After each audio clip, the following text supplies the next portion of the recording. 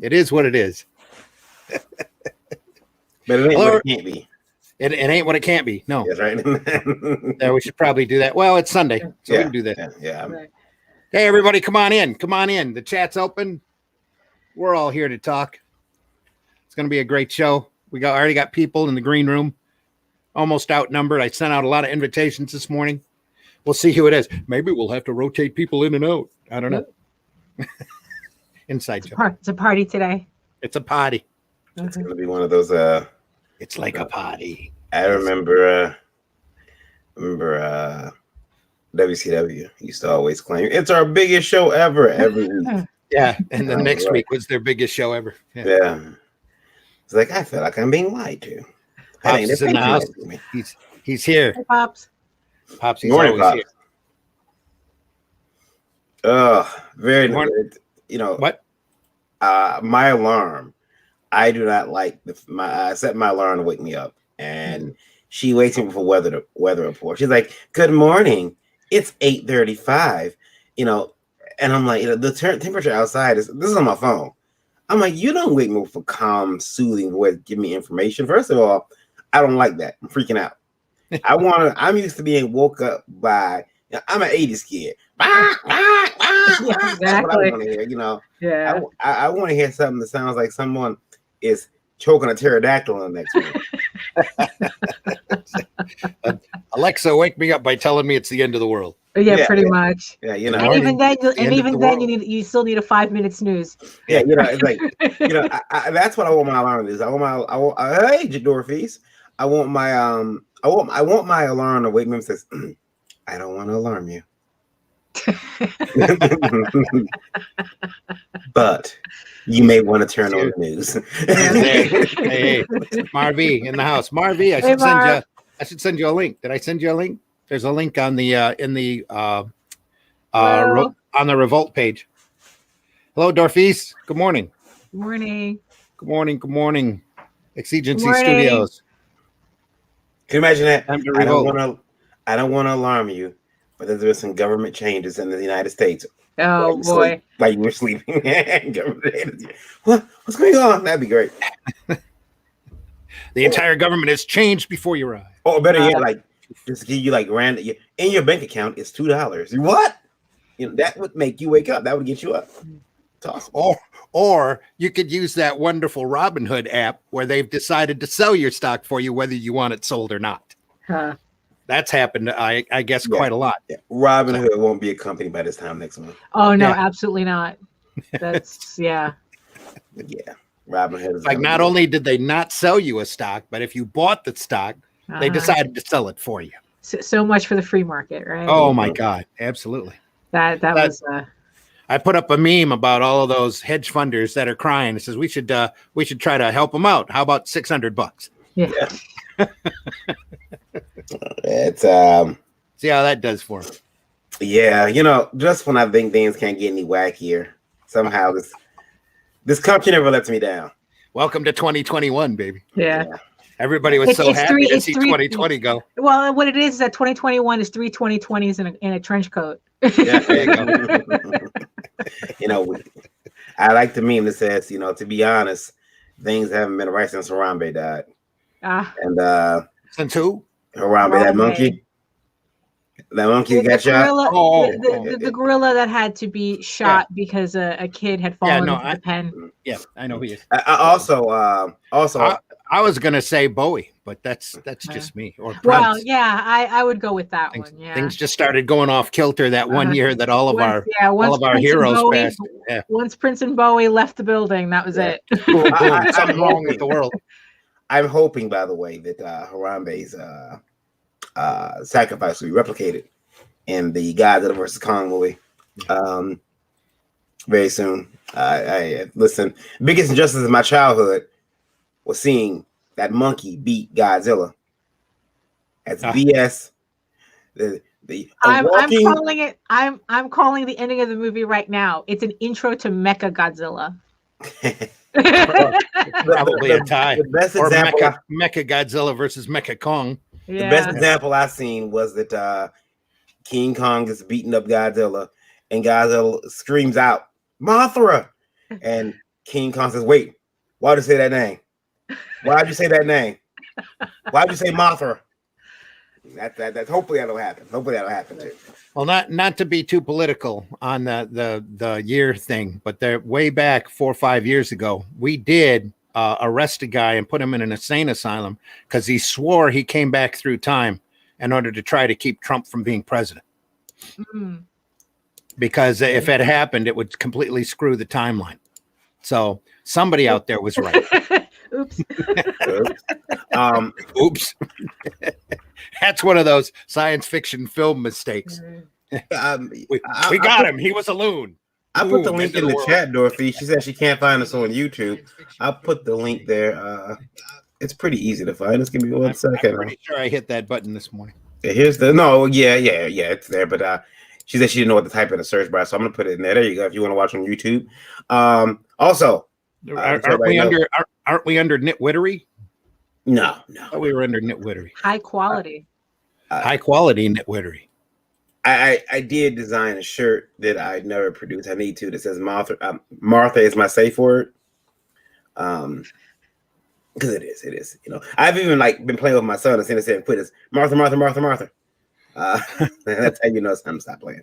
Yeah, you're right, Randy. You gotta pack the room tonight, man. You gotta pack the room.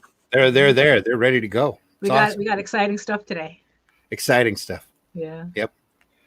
And hey, I think we're gonna run that opening. So hang on, everybody. We'll be right back. Welcome to the Sunday Funnies for January 31st, 2021. Here we go.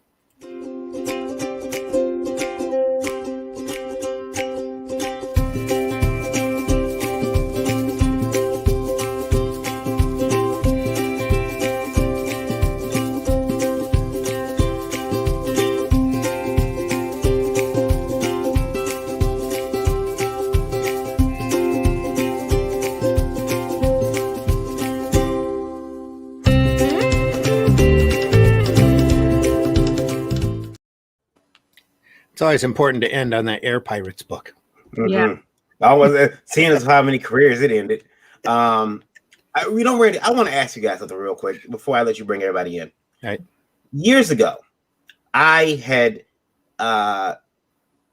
considered a comic. I had created a comic book, okay, called Fruits in the Market. Now, I was met some resistance on the name because we were like, Fruits in the Market. That you shouldn't name your comic Fruits in the Market. But I had all these different fruits trying to escape from the market. They didn't want to get eaten. All right. Okay. They were brought in farm fresh, shipped from the country to the market. They were like, screw this, we're not getting eaten. They're trying to escape.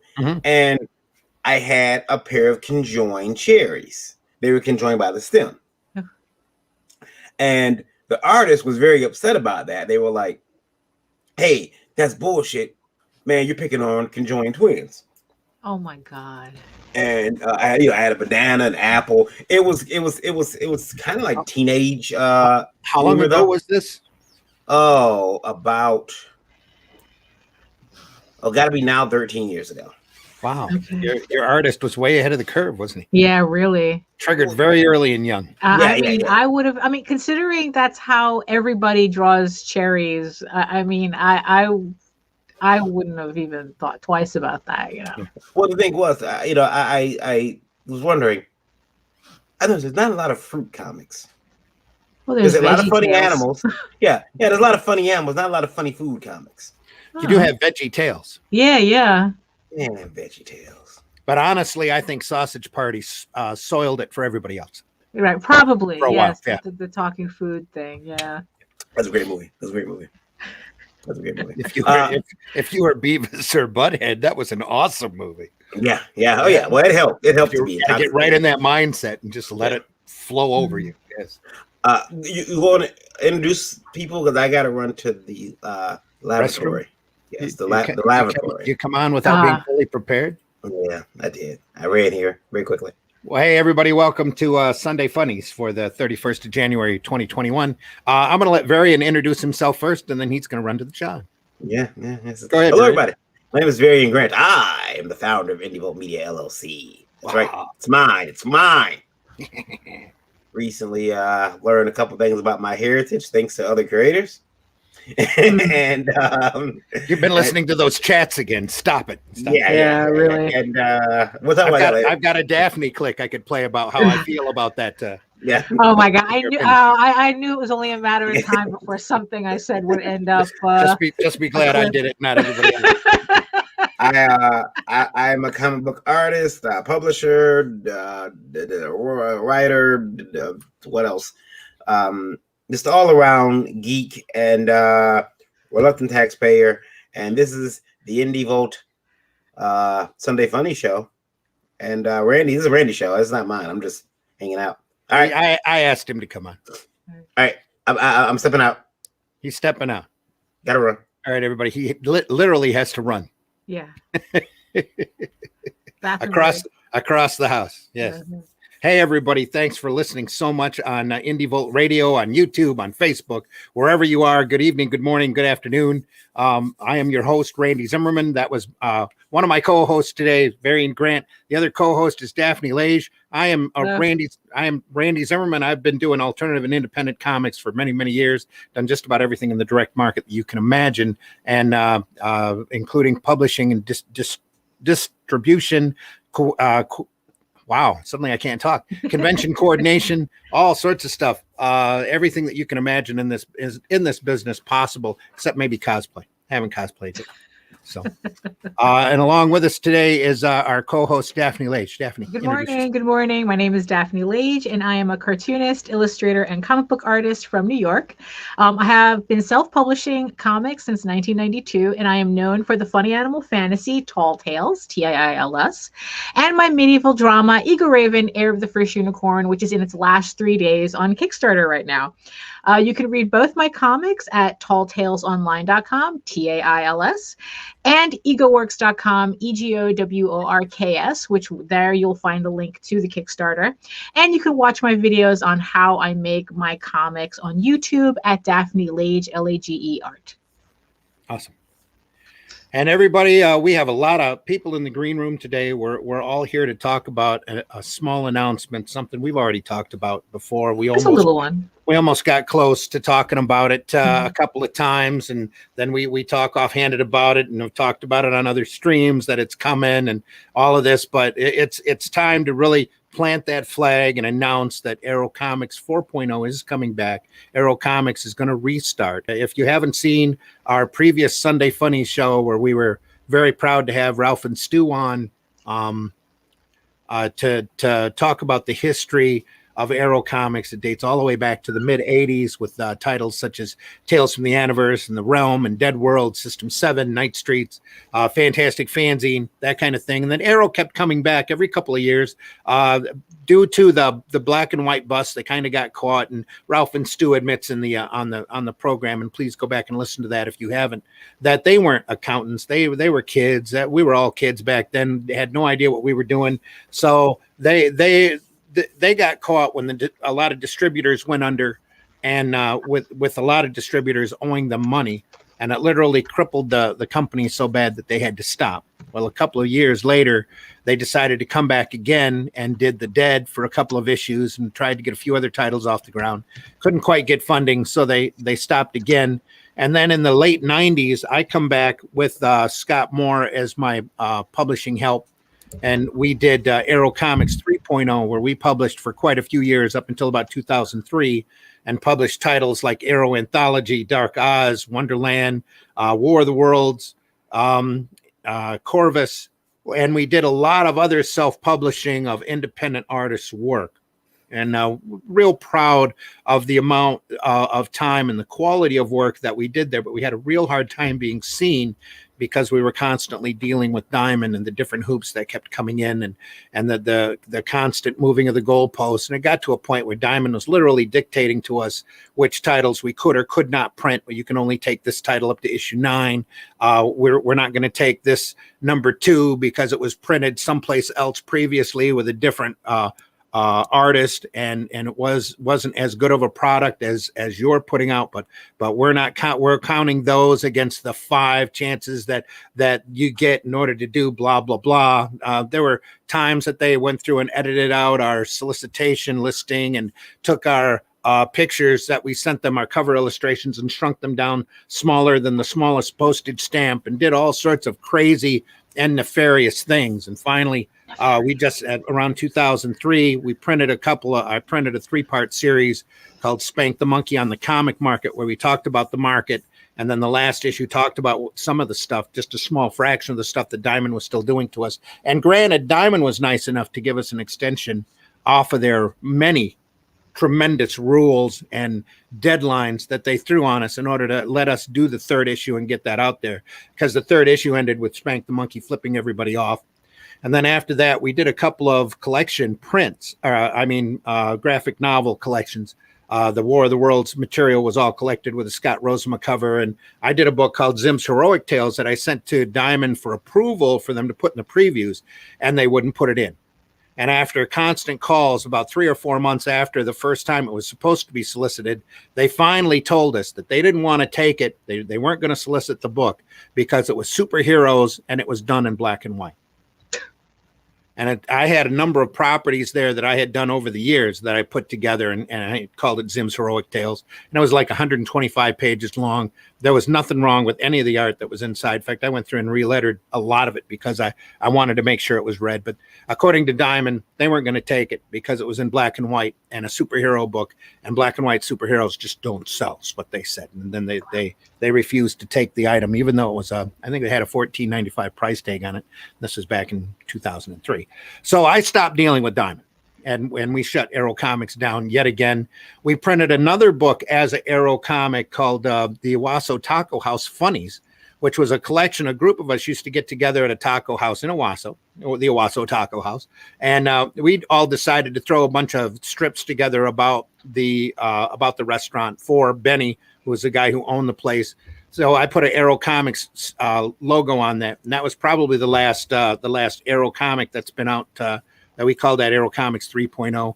Stu did a 30th anniversary collection where we all contributed a cover, and he sold a limited number of those. It was a very print-on-demand publication where Stu went through and made notes about the first version of Arrow, and in order to notate that, because it was the 30th anniversary. This was back in 2015 that we did that. And now here it is, 2021, and we've decided to come back. I've decided to come back and restart the title again. I was working on a crowdfunding book that was a revision of the Spank the Monkey on the Comic Market book, because I think there's so many people that aren't quite aware of comic history out there that need to have that laid out to them, because there's so many things about the art form and about the industry that I think are really important. But I've put that on hold just for a little bit while we go through and restart Arrow 4.0. And during that time, I got to be associated with Varian here, and we started doing the INDIE VOLT podcast. And the podcast has introduced us to so many fantastic people, or reacquainted us with people that we've known about for years, or people that contacted us that had crowdfunding campaigns. And a lot of these folks became real quick friends. And there was just no way I couldn't print a book that showcased, because the majority of our audience, I'm not sure if everybody here is aware of that. I'm sure everybody here on the panel is aware of it.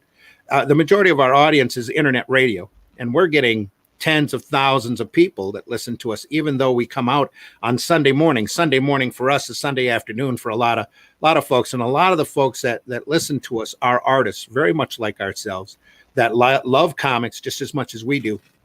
So I was talking to Varian for quite a while, who's still gone. I think he popped back and then he ran off again. About doing an anthology book just to showcase the people that are on a real regular basis, people like Daphne, Varian, myself, and a few of the others that we're going to bring in here in a second to talk about their books. And we decided to throw a short story collection together. I know anthology seems to have such a negative connotation, and we decided to call it Revolt, just as everybody starts rioting and people start overrunning Washington. So you can't choose a proper name for this kind of thing without spinning the wheel. But we're going to keep the title as INDIE VOLT REVOLT, and we're going to kick it out in a really thick book. We've got so many contributions already in-house that the book is pressing 100 pages now, just from material that's here. Wow. And there's so much other material that's already promised to come in that by the time we're done, we could end up being 150 pages large. And I really don't want to tell people no who have been regular contributors that have really quality work that they can't be part of this, because it just seems to be such a great product. It's gotten to the point now, I've decided to make it a flip book so that there'll be 2 covers on each title. So it'll go in at least 50 pages on one side and at least 50 pages in on the other. We've got an incredible range of talent out there. There's already in-house, there's just a mad quality of professional stories here, and so much more ready to come in that we're hoping we'll see here soon. Varian, did you want to add anything about Indie Volt? No, I'm good. Okay. And then another reason that got me started to think about bringing back Arrow Comics, and one of the reasons I have Varian here, is because Varian started a distribution company called Liberty Distribution. And right now he's got over 50 retailers that are just waiting for a catalog to hit their stores so that they can start ordering independent and alternative product. And I want to be, Arrow Comics is already part of that from our backlog of books that we've had from Arrow 3.0. But I really want to start doing more original works and putting works together in order to be offered through Liberty, because I know that there's going to be a lot more retailers that are going to sign on to this. Yeah, I found that some of the retailers, they still want to get still like the catalog. They still like looking through a catalog. Yeah. Even though I'm like, hey, the internet site's ready now. You guys can pop on there. Like, make sure I get a catalog. So it's okay. All right, we'll make sure. I'll send you out. Thankfully, we had planned to do a catalog anyway. It wasn't like something we got to do a catalog. It was always planned to do that because it was one of the things they had become accustomed to. Did you ever get any contact back from the printer? I'm gonna check. I know last week I hadn't, so I'm gonna check, and I'll check live while you bring everybody else in, I guess. All right. Well, we're gonna start. We're gonna start that. I just want to show to start with, and I should have called this up earlier. I just want to show everybody a couple of the covers that we've got already on this book. There's going to be 4 covers total. It's going to be a flip book. There'll be 2 covers in book 1 or book A, and 2 other covers in book B.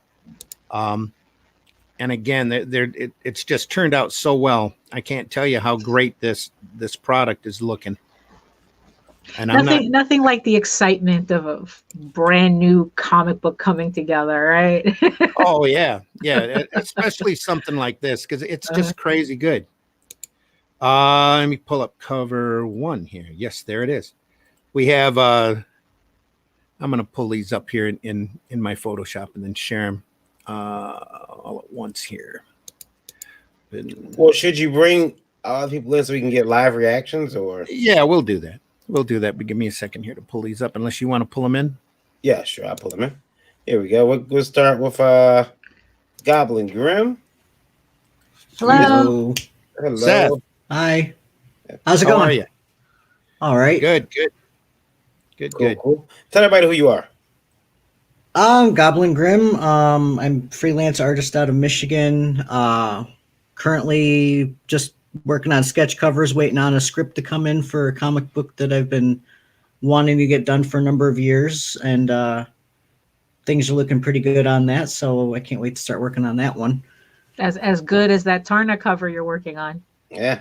Oh yeah, this one's fun. Yeah, Yeah, you're moving along on that real fast. That's awesome. Yeah. That's sweet. Mr. Glenn Fleming is with us. Hello, Glenn. Hi. Hey, Glenn. Hey, Glenn. Introduce yourself. I'm Glenn Fleming. I'm an English graphic designer, artist, writer, and publisher. I've written and published books on many different subjects: JFK assassination, science fiction novels, a couple of kids' books, a book on World Cup football, soccer to you guys, a cartoon book, a character I created by the name of Hatch, and lots of other things. You can find all that stuff on Amazon.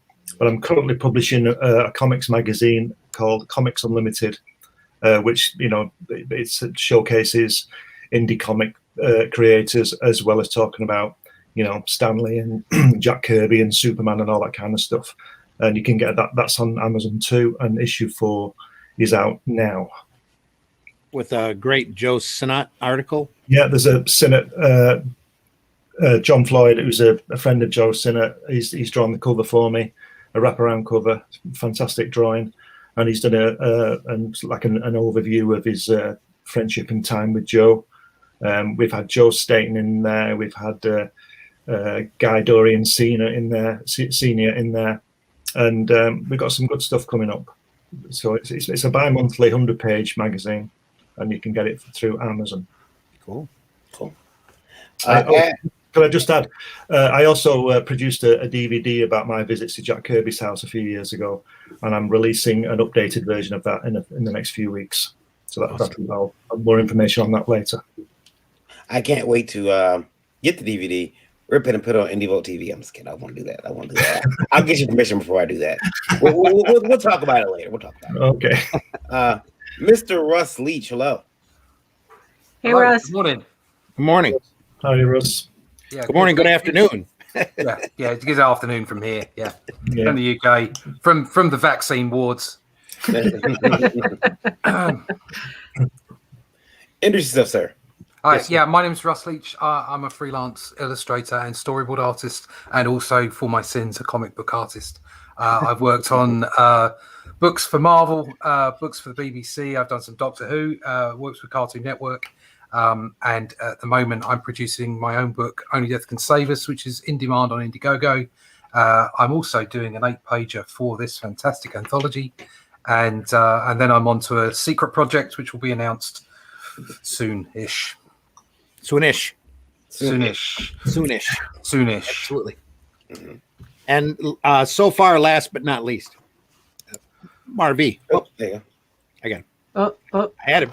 Come on in. Yeah, There you are. Marv. Never least. hello. Never least. Yeah.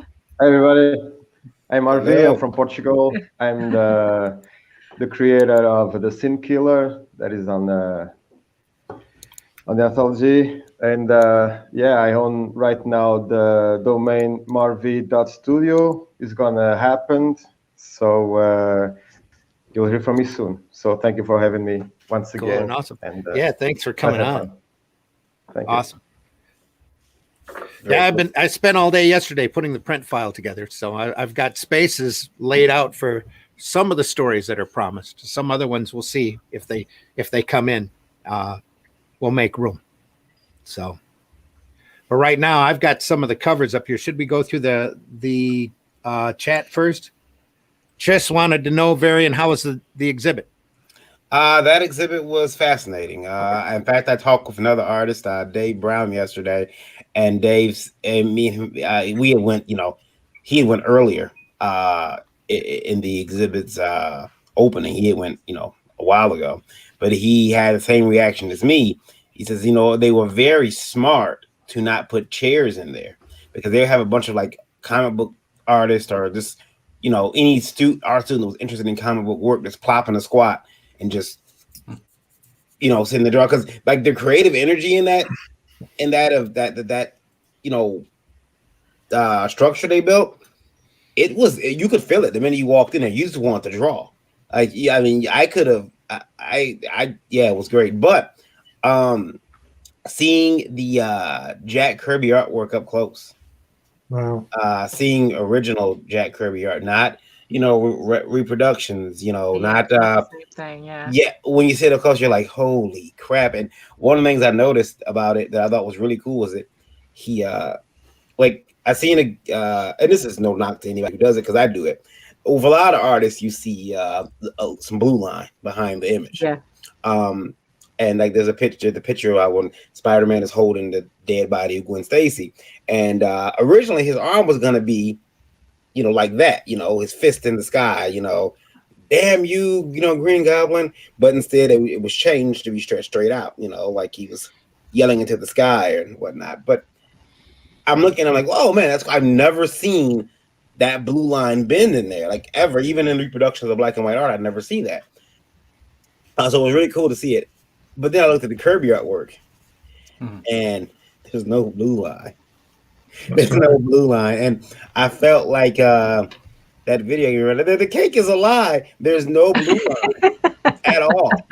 Like, I'm like, you mean like? And I know they said he would start from one page to the other and draw down, but I'm like, and then I started thinking, have I ever seen a Jack Kirby rough?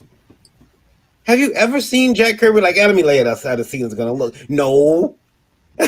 So I'm like, gee, I got new respect for him. But I also, my wife is very smart. My wife made sure that we didn't go to the event because today's the last day for the event here in Michigan. She made sure that we didn't go until the last day because had we gone earlier, I'm pretty sure that I would have had to figure out a way to boost some of that art by now. Like, this time I brought a screwdriver. I'm gonna pry this sucker off the wall. This belongs to me. There's a reality out there where this is my art, and I should have it. And yeah, I just tell them I identify their artwork as mine. You can't take me to jail. I was going to say you probably shouldn't say that too loud, just in case something comes up missing. It was a fantastic. Well, it's funny. The Iron Man suitcase from the second movie was missing. Oh, what's it? Yeah, it was not there. It was not there, and I was like, "Oh, Varian. Which Kirby artwork was it? It was oh gosh, the cover to. I got pictures of it. It was the cover to. I think it was one of the Inhumans books, and they had a cover for Fantastic Four that had High Evolutionary fighting Galactus. Yeah, that's with the FF in the middle in a bubble, and a force bubble from Sue.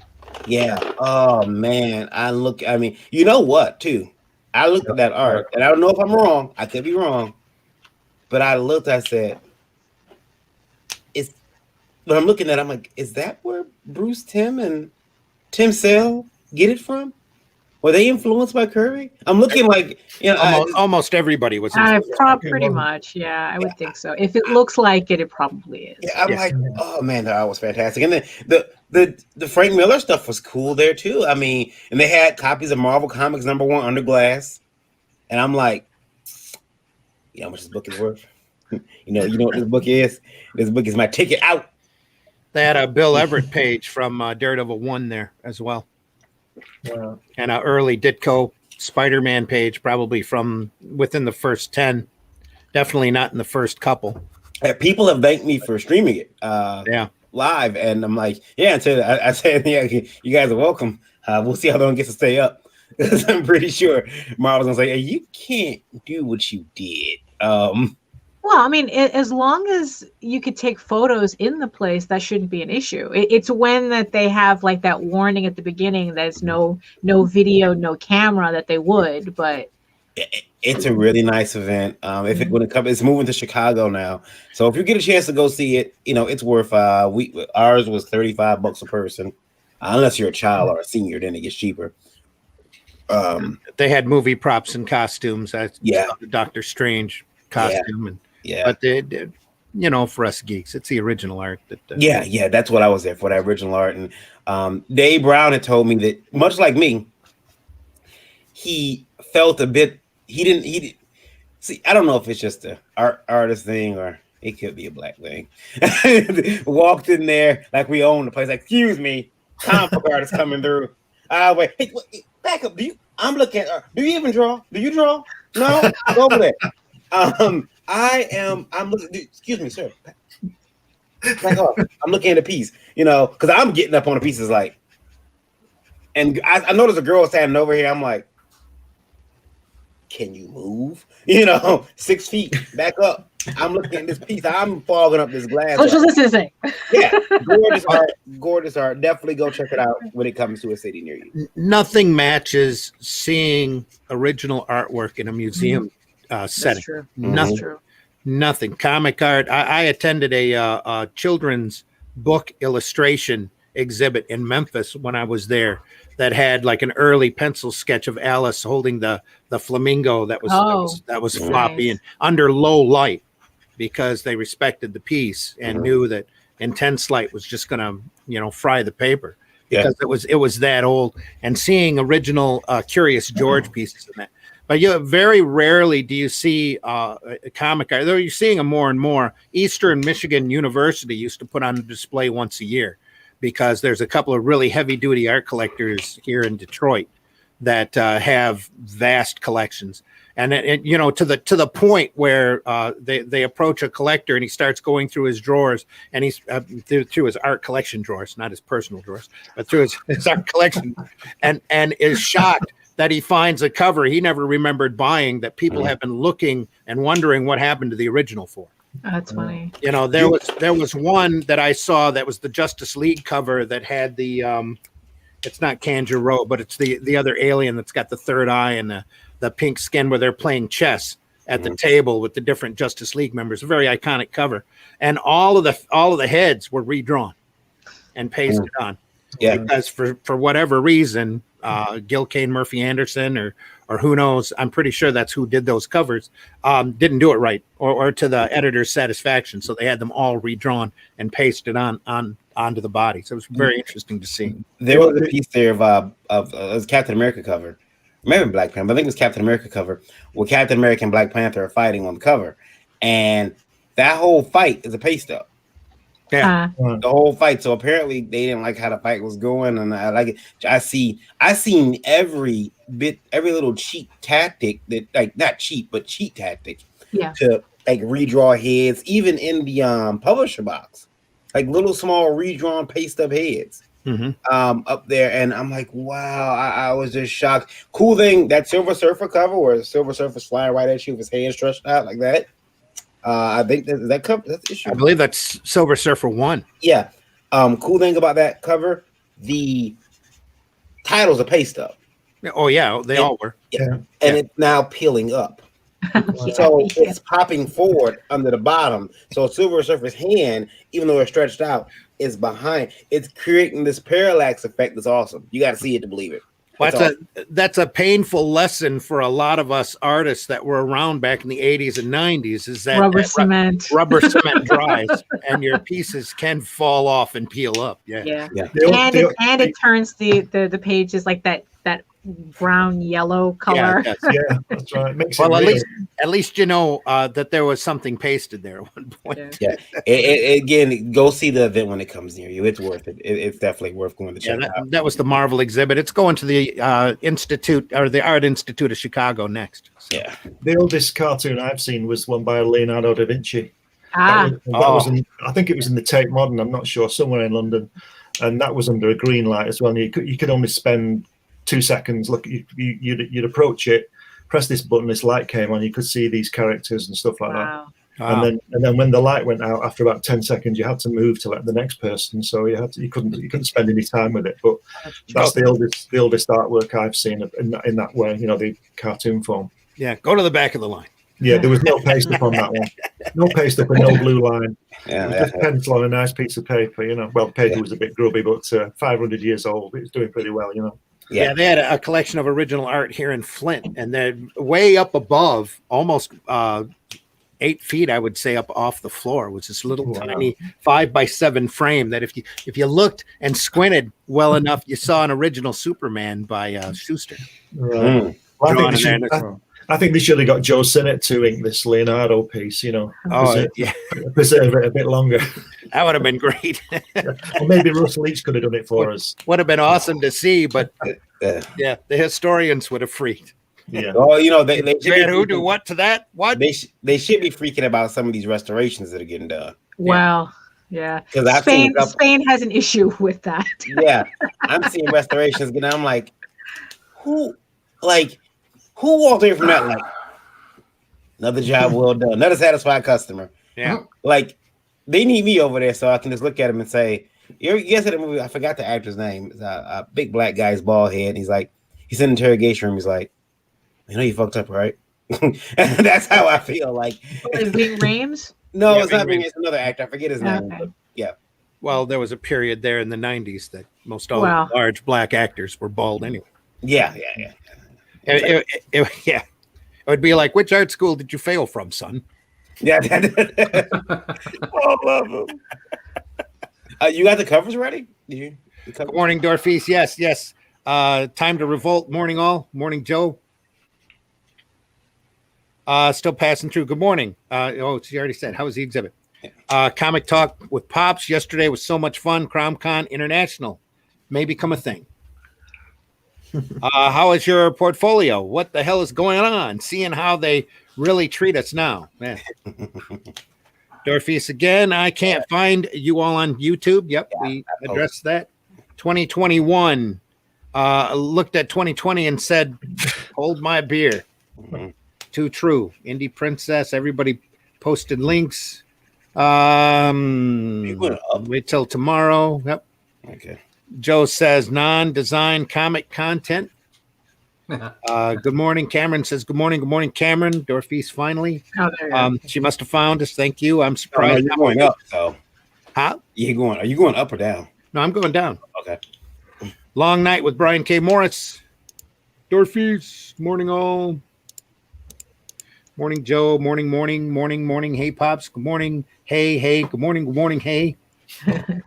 Morning, Pops. Comic Black Belt. You're already in the house. Yeah, I'm There here. are a lot of fruits in comics. Yeah. Russ. Hey, guys. Hey. That was not, well, that was fruits. I was going to make a vegetable joke, but that would have been cruel.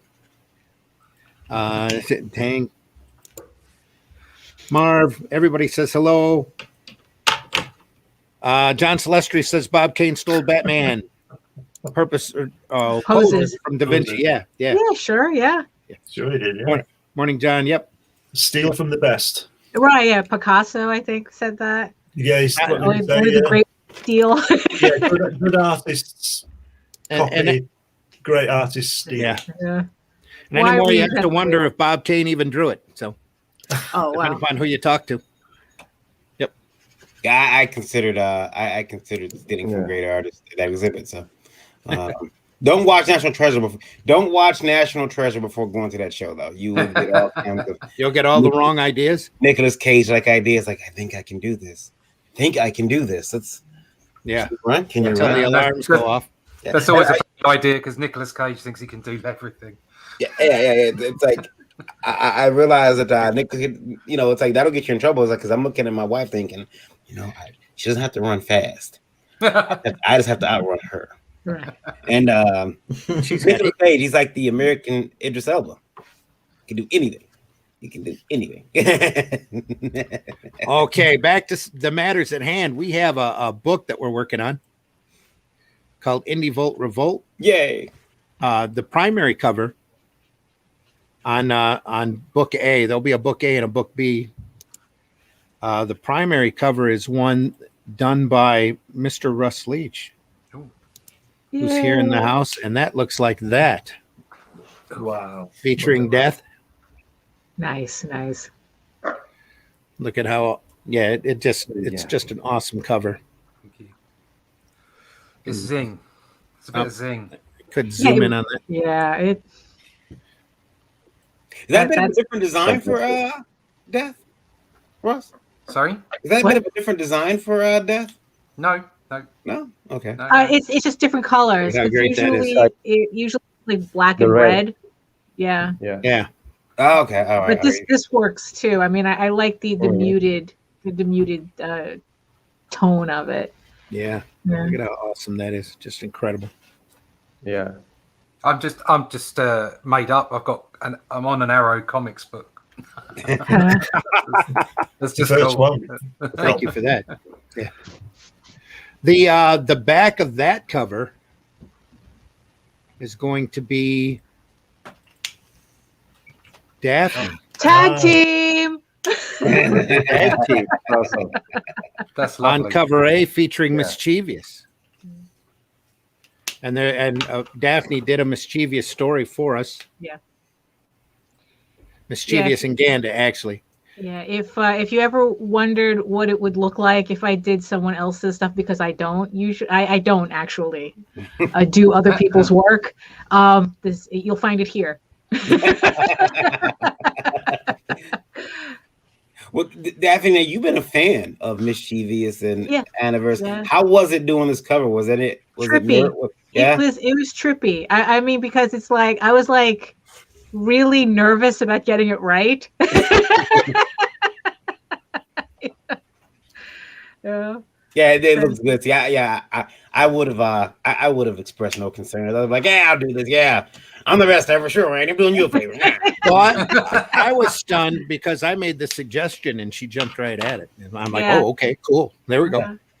Yeah, because he was just like kind of joking, and me and JD was like going, okay. Yeah.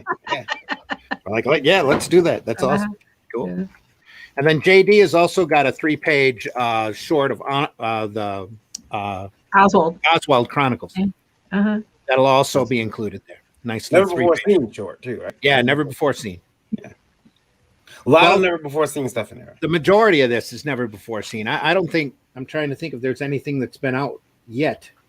I have one story by Josh Harris that he's posted online. Mm-hmm. That once I saw it, I said, dude, I got to print this. Okay. Because it looks that good. And that's because he did it in a style very reminiscent of Miyazaki. And I'm like, oh, and reminds me of Nausicaa, which is like my favorite work from him. And I'm like, dude, I got to print this. This is awesome. I'm doing your story right now. Awesome. Sweet. The book B is going to have the A cover is going to be by Mr. Chris Skelf, who's a regular listener to the program. I've been trying to get him to come on. He knows he's welcome at any time, but Chris has got a large background in the commercial art field, doing a number of storyboards for a lot of commercials that you've seen in the past, like the gold and silver card commercials that Samuel L. Jackson did a couple of years back. As an example, a lot of car ads, he does a lot of animatics work. He has his own channel on YouTube. He is literally a master of Photoshop airbrushing and does some amazing pieces. So this is a piece that I had before that was in one of the Flint Comics books, but it was such a good sample of his work and such a dynamic piece. I really wanted to print it as a Revolt cover. Yeah, that looks good. I like very that. cool too. Yeah. And he might do a story inside the book because he's got a son who's 19 or 20 right now who draws almost as well as he does. The two of them were talking about doing a story together, but that's just a maybe. So that's not a definite yet, and I have not seen any artwork from it. That's one of the covers when you first showed me. I was like, oh man, that's a gorgeous piece of art. It's just fun, yeah. And it really speaks to the idea of revolt. Oh yeah, there's definitely some revolting going on back there in the background. It's kind of a fight back. It's kind of our statement about the independent and the alternative market too, and that there's so much quality, talent out there that that's readily available and that's willing to work and do their own stuff. And you're going to see a lot more of that as the years go by in the crowdfunding campaigns and such. That there's just so much quality out there. You can't not enjoy yourself. There's a little something out there for everybody. Mm-hmm. Stinch says he's got pencils coming along on his entry to the book as well. Good. So yeah, you got that coming for you. And I was hoping to hear from him. There's a lot of stories promised. We really don't want to get into that just in case they don't deliver. But I've got a story coming yet from another young artist who's also a regular listener, whose work that I want to print desperately bad, that features the Golden Age Daredevil. Mm-hmm. That I can't wait to have in there. But I understand that clause is called the Varian clause. The Varian, yes, the Varian clause. Yeah, you wait until you get their artwork before you announce that they've done it. Yeah. Because they say they're working on it. They say we'll get something to you, and then When are you publishing, Randy? Do you know? I really want to start the campaign here within the next couple of weeks and print in the early part of March. Right. We really wanted to celebrate the second anniversary of Indie Volt podcast coming out. And I thought it was in February until I checked on YouTube yesterday. And it's actually the middle of March was the first podcast that Varian and I did together. Varian did kind of a test run the year before that, tried to do a news broadcast type thing. It's really funny. You should go look at it. It's hilarious. Yeah, it tested it for a year, did it? That news desk will come back eventually, but not right now. No. Well, it took me a while to realize maybe I should put a sheet up. Because of all the clutter and crap that's sitting back there. Some of it's still sitting there from 2 years ago. It's terrible. 2 years. That's the way it is. I know where everything is, though. Pretty much. Kirk says, I dig the color palette on the second cover. The blue and green play well off each other, while the black provides great contrast. That was Daphne's cover. That was Daphne's cover. Thank you. Yeah, even I mentioned when I saw it, it's like, oh, it's color coordinated. Yeah. Yes, it is. Really good. And the fourth cover, again, is from a longtime Marvel and DC artist who has done a bit of work, hasn't done much work lately out in the mainstream, but has still done commissions. And I don't want to say who that is yet because I don't want to embarrass him just in case the product doesn't come through. But I keep hoping for that. If not, then we will definitely find a cover of like quality to run for that fourth cover. And that'll all be part of the campaign. We'll reveal that as soon as I have it in house. And that person hasn't been on the show, have they? That person? No, they never been on the show. So I say that because I'm pretty sure somebody said, "Oh, it's Scott Roseman." No, it's not. It's not Scott. Scott, who by the way, I lovingly now started calling the white James Avery. He's the white Uncle Phil. In voice, look, it's great. Oh, yeah, he has that. He has that sexy radio voice. Yeah, Will. He's got that trained voice. Yeah, Will, get in here. I think the book looks great, Randy. But you know that Daphne is doing a mischievous story. You know that Russ is doing an original death story that we'll have the privilege of being the first to print. Glenn's working on or has already turned in a story. Mm-hmm. How would you describe that, Glenn? Crazy. It's a character I've had. So he's been hanging around for a few years now, and I published a 32-page color book with him in it a couple of years ago. In 19, and I'm thinking of putting. It's all sold. The first run was all sold out, or I've got a few left. But I was thinking of putting that one on Amazon as well and try and get it out to a wider audience. But that 5-pager I produced for you is all new, and I did that just literally just a couple of weeks ago and sent it in, and hopefully that'll make its way into the book. It's already there. Great, that's great. So it's already there. That'll be the back of the A side, actually. Fantastic, yeah, that's great. Oh yeah, it was a lot of fun. It's a great story. Love it. It's just the story. The Hatch is just this little guy who lives on an asteroid somewhere out in space somewhere. He's all on his own. He doesn't know anything, and all these things are always happening to him, as you've seen in that strip. But there's all sorts of stuff goes on. He gets shot at and things like this. He just can't work it out, and he's a bit paranoid. He's because he lives on his own. I've got, as I said, I've got some copies of the original. And I'm gonna reprint it and do a second book as well. Awesome. Sweet. Yep. And Goblin Grimm. Seth has a story in there as well. Do you want to describe that story? Don't give a whole lot away.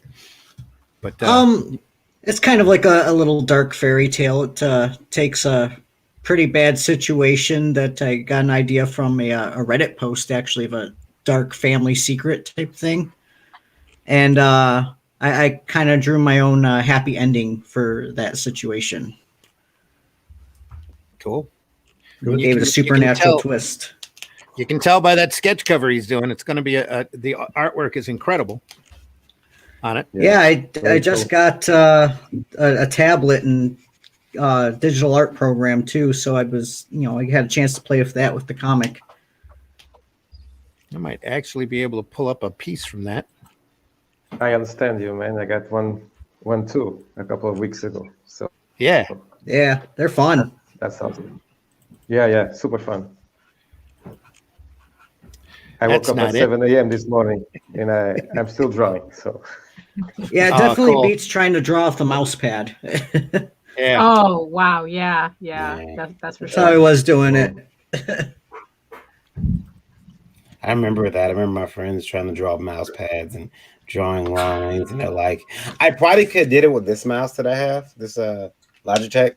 It probably been a little easier because people were telling me this mouse is gonna take a lot of time to get used to, but because I draw, my wrist is already used to being turned that way, so it actually did help with a lot of the wrist pain that I would feel. Hey, we're seeing ourselves. It's weird. You're what? I said we were seeing ourselves. It was weird. It was great. Yeah. On the rest of the aisle. But it's very meta. Let's see here. Randy from Indie Volt Radio. Should I read this question? It's up to you. It says Indie Volt Radio says, hey guys, wondering what do you guys think about traditional inks versus digital inks? I have had friends tell me that you can't get nice, rich, and lush lines digitally, and that traditional inks will always be better. What's your opinion? You know, I think maybe there was a case for that years ago, but now I see people downloading brushes that emulate traditional brushwork almost, I mean, like to where you can't tell. But go ahead. Also, you have to make sure your CMYK settings for black is correct, because there's a certain CMYK code that gives you like a really deep, rich black, and yeah, that helps too. That helps too. Yeah. I just prefer to do it manually, only because I'm a little up to here with learning curves, so. So I can't really knock it, but yeah, I've seen some pieces that I couldn't tell. I do both. I'll take and line it out traditionally, and then darken it digitally, and then do touch-ups digitally. Because I'm still trying to get used to doing tablet digital type stuff. Yeah. Russ has some artwork up here. Let's take a look at it. Ooh. Go ahead. I'm pulling up other work. So, Okay. Russ, this is all digital. That's all digital. Yeah. Right, and Sweet. you can't tell. Yeah, I made a point when I started doing digital artwork that I wanted it to look as close to the real thing as possible. But something else that I do as well is I mix and match. So I'll also do original artwork. I do most of my pencils digitally now. So you can see if I swap a screen. So this is where are we? This is what I'm doing at the moment. This is the story for the Indie Volt. So you can see the pencils going there. I have to stop. And look. That's awesome. There's some pencils there. So what I would do if I was doing this digitally as well is so penciling is just the same as it was whenever it was. I'd be doing it on my light box. So if I did something and it was the wrong size, I'd go and get it photocopied, or scan it in or whatever and print it out, put it on the light box, redo it. So that's no different. It's all done in layers. So for me, penciling is no different at all. It's just easier and quicker to do. And then I print that out as a blue line and ink that up. So something like this is digital pencils. Right. So that's the cover. That's digital pencils and then inked up.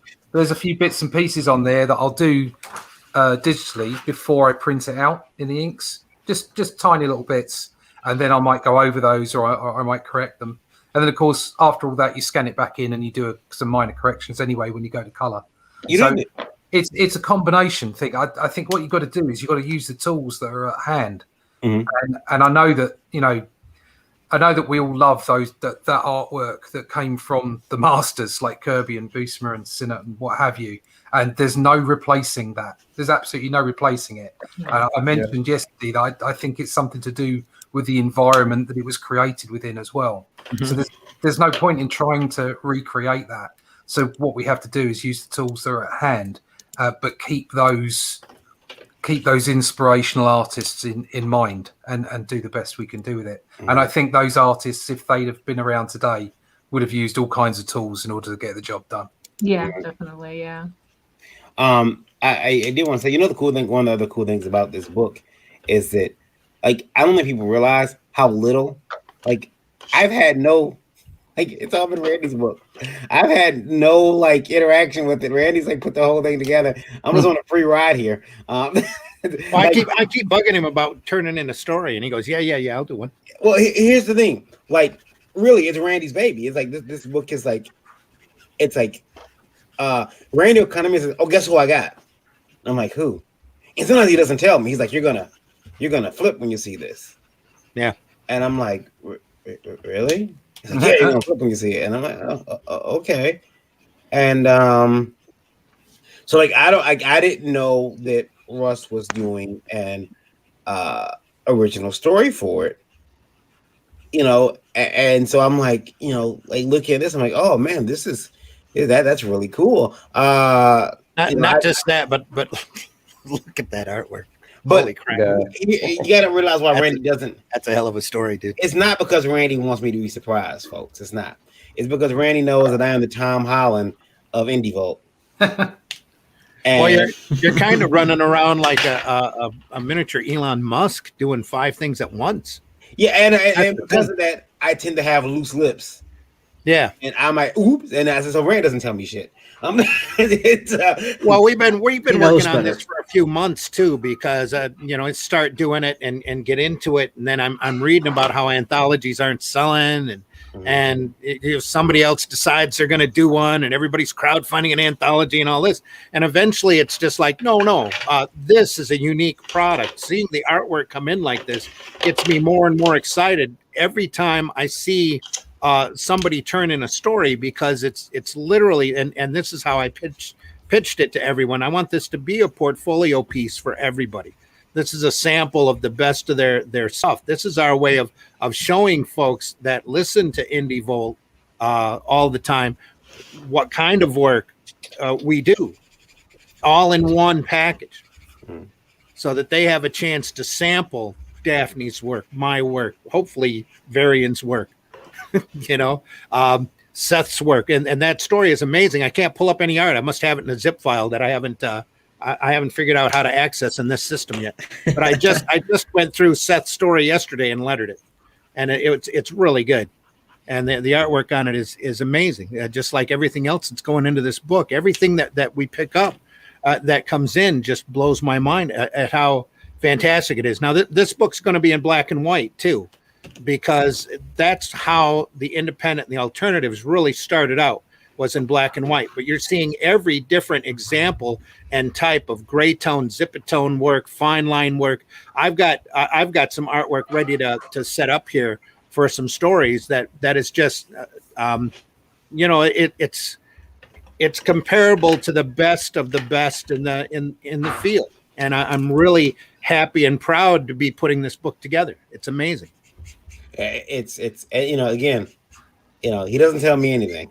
I just I get the covers. Oh, that's cool. Except that you should do a story for that. Yeah, that's all he keeps telling me. You should just turn it. I still have a page open. If you wanted just a page, just do a page.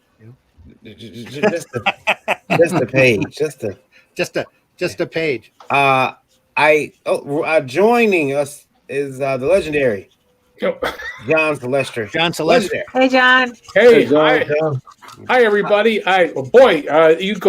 You don't even get a chance to munch on the Cheetos. Well, I can let you. You don't want those Cheetos anyway. It's all stale. Yeah, okay, that's true. It's been there since a year, right? Almost 2 years. Okay. Yeah. I really should put new Cheetos back there. Varian's been too busy to restock the green room. Yeah. What it is. Can I take down this lovely art for just a second? Yeah. Randy, I want to cause some trouble. Well, don't cause any trouble yet. Let John Celestri introduce himself. Go ahead. Hi, I'm John Celestri, aka John the Animator. I'm a 45-year professional of animation from classic, the old school style, and that's everything I do is pretty much old school. I've been I animated Boba Fett in the Star Wars Holiday Special, He-Man, She-Ra, Dragon's Lair, Space Ace, Batman. I'm doing. I have my own line of comics now, 2 different types, and but I've got a YouTube channel where I'm doing videos on storytelling and basically helping explain the patterns of different types of plots and such that can be used in comic books. And I have my Bloodwing Angel Chronicles that is becoming. I'll start kickstartering it somewhere in March. So, and I have have a sign up page right now. So, sweet. And that's it. Oh, and I've got a story in the anthology. In Revolt, yeah. Right. You did a a 2-page Mega Moose origin story. Yes, the secret origin of Mega Moose. Nobody tells me anything. You only run the company. Yeah. And John's also got the lead article in the next issue of Comics Unlimited. There we go. Now I know how Ted Turner feels. Yeah. Wait, what's going on? No, a successful company should just run itself. There we are. Yeah. Yeah. It's like I remember when they said WCW got sold to WWE. Ted Turner said, "We sold what?" You couldn't believe it. Like we sold what to who? You couldn't believe it. For how much? Yeah, for pennies. It was for pennies. It was because the executives didn't want to deal with wrestling anymore. That's what happens when you get. That's what happens when you get a board. So you get you get outvoted by your board. And Empyrean Vol is in the house, and Empyrean Vol contacted me out of the blue and said, "Hey, I got a story. Can I send it to you?" And I said, "I don't know. I don't even know who you are. All I know of you as is Empyrean Vol. Well, you can send it to me if you want. I'll take a look at it." He sends me this story, and I'm like, "This is awesome, dude. I got this little robot character that I think your style would be perfect for." And I sent him a character sheet and a picture of the giant size. The character's name's Herobot Zero. A picture of the cover of the book and a basic introductory of him, and he writes me back like less than a day later with 3 story ideas. This is awesome. I want to do this, and this with the character. And I'm like, whoa! Finish your story first. Yeah, and then we'll talk about that first idea you sent me, because the first idea is awesome. So I can't wait to see that. And Empyrean should have an 8-page story in the anthology as long as he gets those last 2 pages done. Yeah, and gets it turned into me in time for us to kick that out. And I can't be more grateful. And again, here's somebody that participates in the chat and just hangs around the sidelines. Could you look at my stuff? Boom. Yeah. Well, heck yeah. I can, let's do this. It was just amazing. Agency, morning Empyrean. Jake says good morning. Cameron says, oh shit, whoa. Probably talking about Russ's. Probably Russ's, yeah. I'm sure it was Russ's. So. He says, man, all the talk of the best adds more pressure. Well, don't let it get to you, Jake. I had the same thing happen with the guy who was doing the Daredevil story, the Golden Age Daredevil story with me. He's like, I don't know if I can finish it. And I'm like, dude, I wouldn't ask you to do the story if I didn't want you in the book, because you've got a totally unique style and you need to do it, get it done and send it in. Don't worry about it. It's going to be good. So maybe it was Bill Everett reincarnated, because he never finished his pages on time, did he? There we go. Daredevil. He was always behind on Daredevil. Yeah.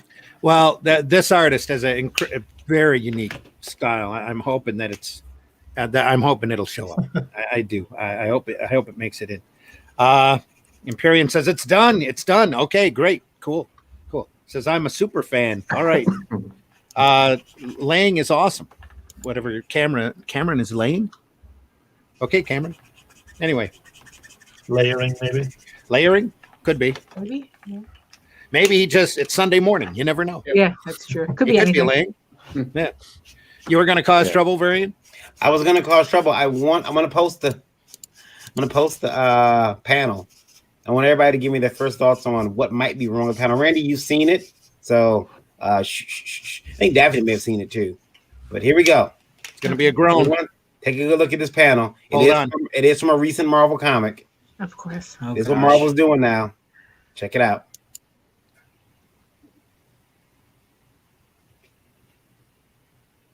Anybody see anything different? Anybody see a paradigm shift? They're not going to catch it. No? You might as well tell. Yeah. I'll tell you guys what's wrong with that page. It's a technical point. Yeah. Anybody want to guess? Is there anybody want to guess first? Storms. You might want so I can see. What the fuck is the matter with people in this business? No. Put a video up, they can't see. Yeah, I don't know what I'm looking at. Yeah. You're looking at a page probably out of X Factor. Well, it's a new X-Men book, but here's the problem. Everybody, look at the words. Look at the wording. Look at the lettering. Yeah. Yeah. It's lowercase. Lowercase. Yeah. It's all lowercase. Yeah, Somebody forgot to use their caps lock that day. When See, I'm looking at the artwork, not the lettering. Oh yeah, no, because I was thinking, is there a spelling error in it? I mean, I think that wouldn't be new though. That wouldn't be new. Somebody forgot to apply the proper font.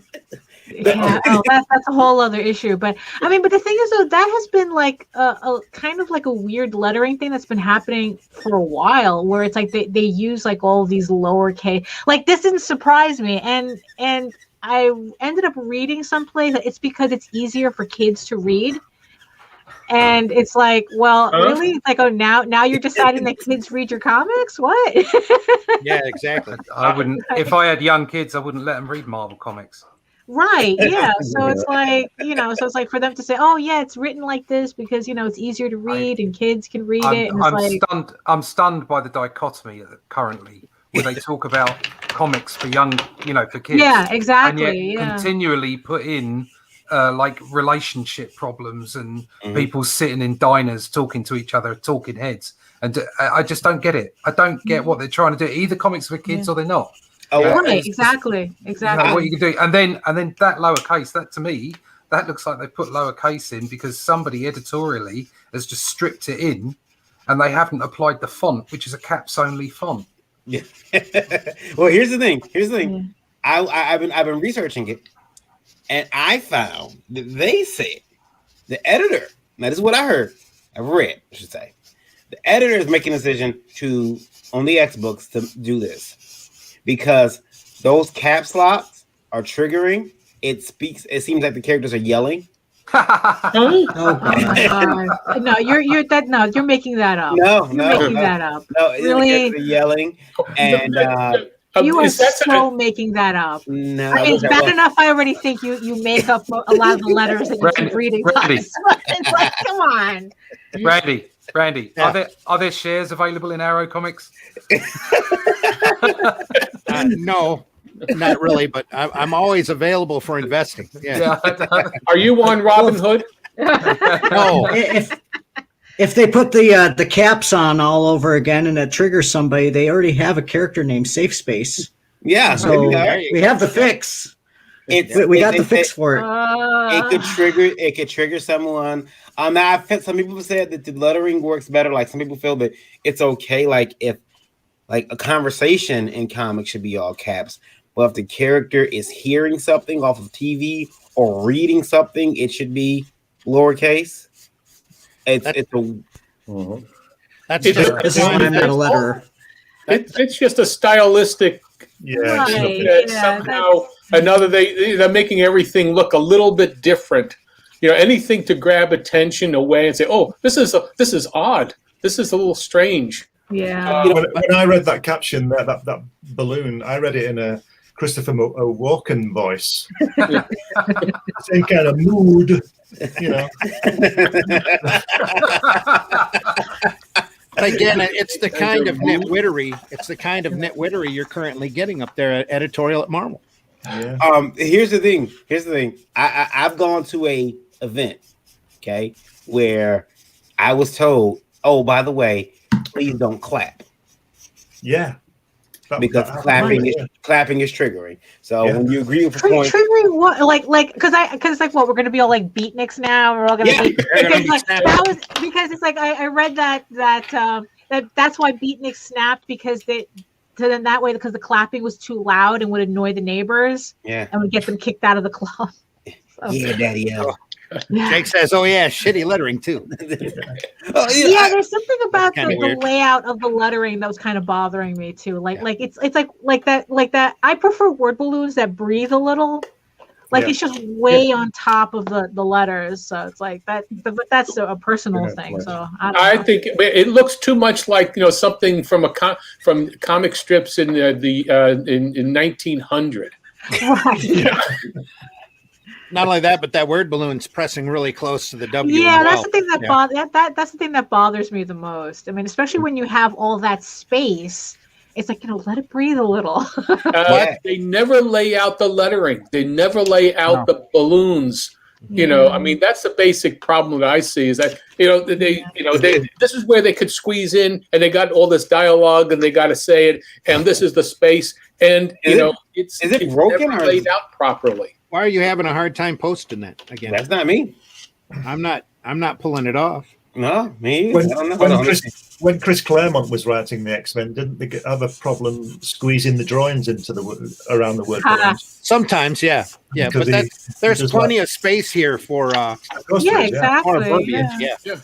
Well, I mean, look, if they're gonna actually, if you look at the way it was supposed to be, it's your classic case of the person on the right-hand side in the far distance is doing the first piece of dialogue, and then it has to overlap someone in the foreground. And so therefore you're kind of having to put, it should have been flopped the other way around, but it's not. You know what I'm saying? It's, you're trying to read it in the order in which the character speaks, but that was never laid out it looks like it just did as a drawing. And then they decided what to put in there. The artist was not aware of which order the Right. dialogue was in. And it also looks like those word balloons were hand drawn, which is because immediately, if I was given that panel with that order, I'd have slipped that around the other way, and the person in the background would have been on the left. So they can read it. It doesn't always happen. Sometimes you got to make it work, but in most cases, if you've got the opportunity, you can run with the script. There's an obvious disconnect. If you look at the way that the situation, if that panel was flopped, it would have a lot more dynamic effect with the dialogue of Cyclops saying something, because it would be, you lead from left to right, and that would have worked a lot better. You would have paused while you spoke it in your mind while you were reading. Yeah, definitely. I am excited they all look like themselves though. Well, the Beavis in me is enjoying that stalactite and where it's pointing on Storm. Obviously, the artist was thinking when he laid out that composition. It's pointing at her thing. Yeah, I mean, what if this becomes a thing, guys? Can we deal with this? Can we deal with lowercase letters all of a sudden? Because I was told that we don't do lowercase letters because of ascenders and descenders. Now, is that no longer a thing? I mean, I guess with the font type, it doesn't have to be, but it does look weird. Well, if you look at the lettering itself, the word mood is thicker than the kind of that's right next to it. So obviously the editor has no idea how to denote a character yelling, or else she would have told whoever lettered that to make sure the thickness of the letters were all the same. Because the more emphasized the letter, the thicker the letter, the louder you're supposed to hear it in your mind's eye. Is it inflection though? Like Glenn said, mood. I mean, he did a Christopher Walken voice, but no, was it Christopher Walken or John Malkovich? Well, we do have a certain quality, and frankly, we're in a saving the day kind of mood. Yeah, but why are they? I don't understand why it's saving the day is italics. Yeah. Is it? It doesn't matter. I think it's supposed to be like, like quotes, like air quotes, kind of like we're in a saving the day kind of mood. Well, then Cyclops should have had his hands up. Well, he's supposed to be the smart ass now anyway, isn't he? Yeah. He should have. Now, thanks to Glenn, I'm going to be reading Cyclops and Christopher Walken's voice. Yeah. Soon the day. I mean, but the thing is, it just goes to show you how it's like that every part of a comic book really, it's like there is no one part that's just a throwaway. Like just because it's lettering doesn't mean that it's like there isn't a skill involved in because like I'm lettering my next couple of issues, and it's like the working and reworking that I keep doing just to make sure that it looks correct and it reads correct and it flows right, and it's like you hear it in your head. Like I'm setting up the word balloons and kind of like reading it in my head. It's like to create those pauses and and it's like, it's not just something that you just slap down and call it a day. Yeah. And they've never read dialogue. I mean, if you read dialogue and you see it that you're stumbling over the dialogue, then you know that you've got to change it. I mean, that's what I'm doing too. Make it real. I mean, just take that red line, the red pencil, and just cross it off. Cross it off. It's like I find myself. Yeah, it's like because the dialogue is kind of. It's like I did a lot of this work originally like 10 years ago. So I'm reading it. And it's like, what was I thinking? And it's like, it's so clunky. And it's like, taking that red, I'm redoing dialogue and the whole, like, it's a process. Yeah. This is why the old comics are the best, because we're working backwards, because the placement of the word balloons, there's the lack of a Varian's blue line, because these guys could put it down in one line, the lettering on the board, the whole, and then you can hang it on your wall and just drool over it. Yeah. This is why I'm not against people using computers to draw with. Like Russ is doing some fantastic work there, and I know he could do it with a pencil, and I understand his reasons for doing it on the computer. But for me, I wouldn't say I would never do it, but for me, you can't beat just getting that piece of board, that blank piece of board that scares the hell out of you. You've got to put something on it. Oh yeah. And then so what, I don't know about you guys, but what I do, I don't leave it. I never approach a blank sheet of board or paper. I always draw something in the corner just to off what nobody's going to see. It's like breaking in a sketchbook. You know how it's like you have piles of pristine sketchbooks, but it's like, look, all you got to do is just mess with the first page. That's right. You've got to make a mark, and it can be anything. Yeah. You can write the shopping list on it if you want, or whatever. But you can't. It's like when you're writing the book, and that's the career of Sergio Aragonis was born. Yes, right. Yeah, exactly. Right. It's like when you're writing a book. You're using a typewriter, which you won't believe this, but I don't use a typewriter. I use a computer, and you've got a blank page in front of you. Well, just mess about with it and then start. That's what I do. All right, cuss words. So is it a computer or a word processor? When I'm doing my drawings, it starts with Post-it notes.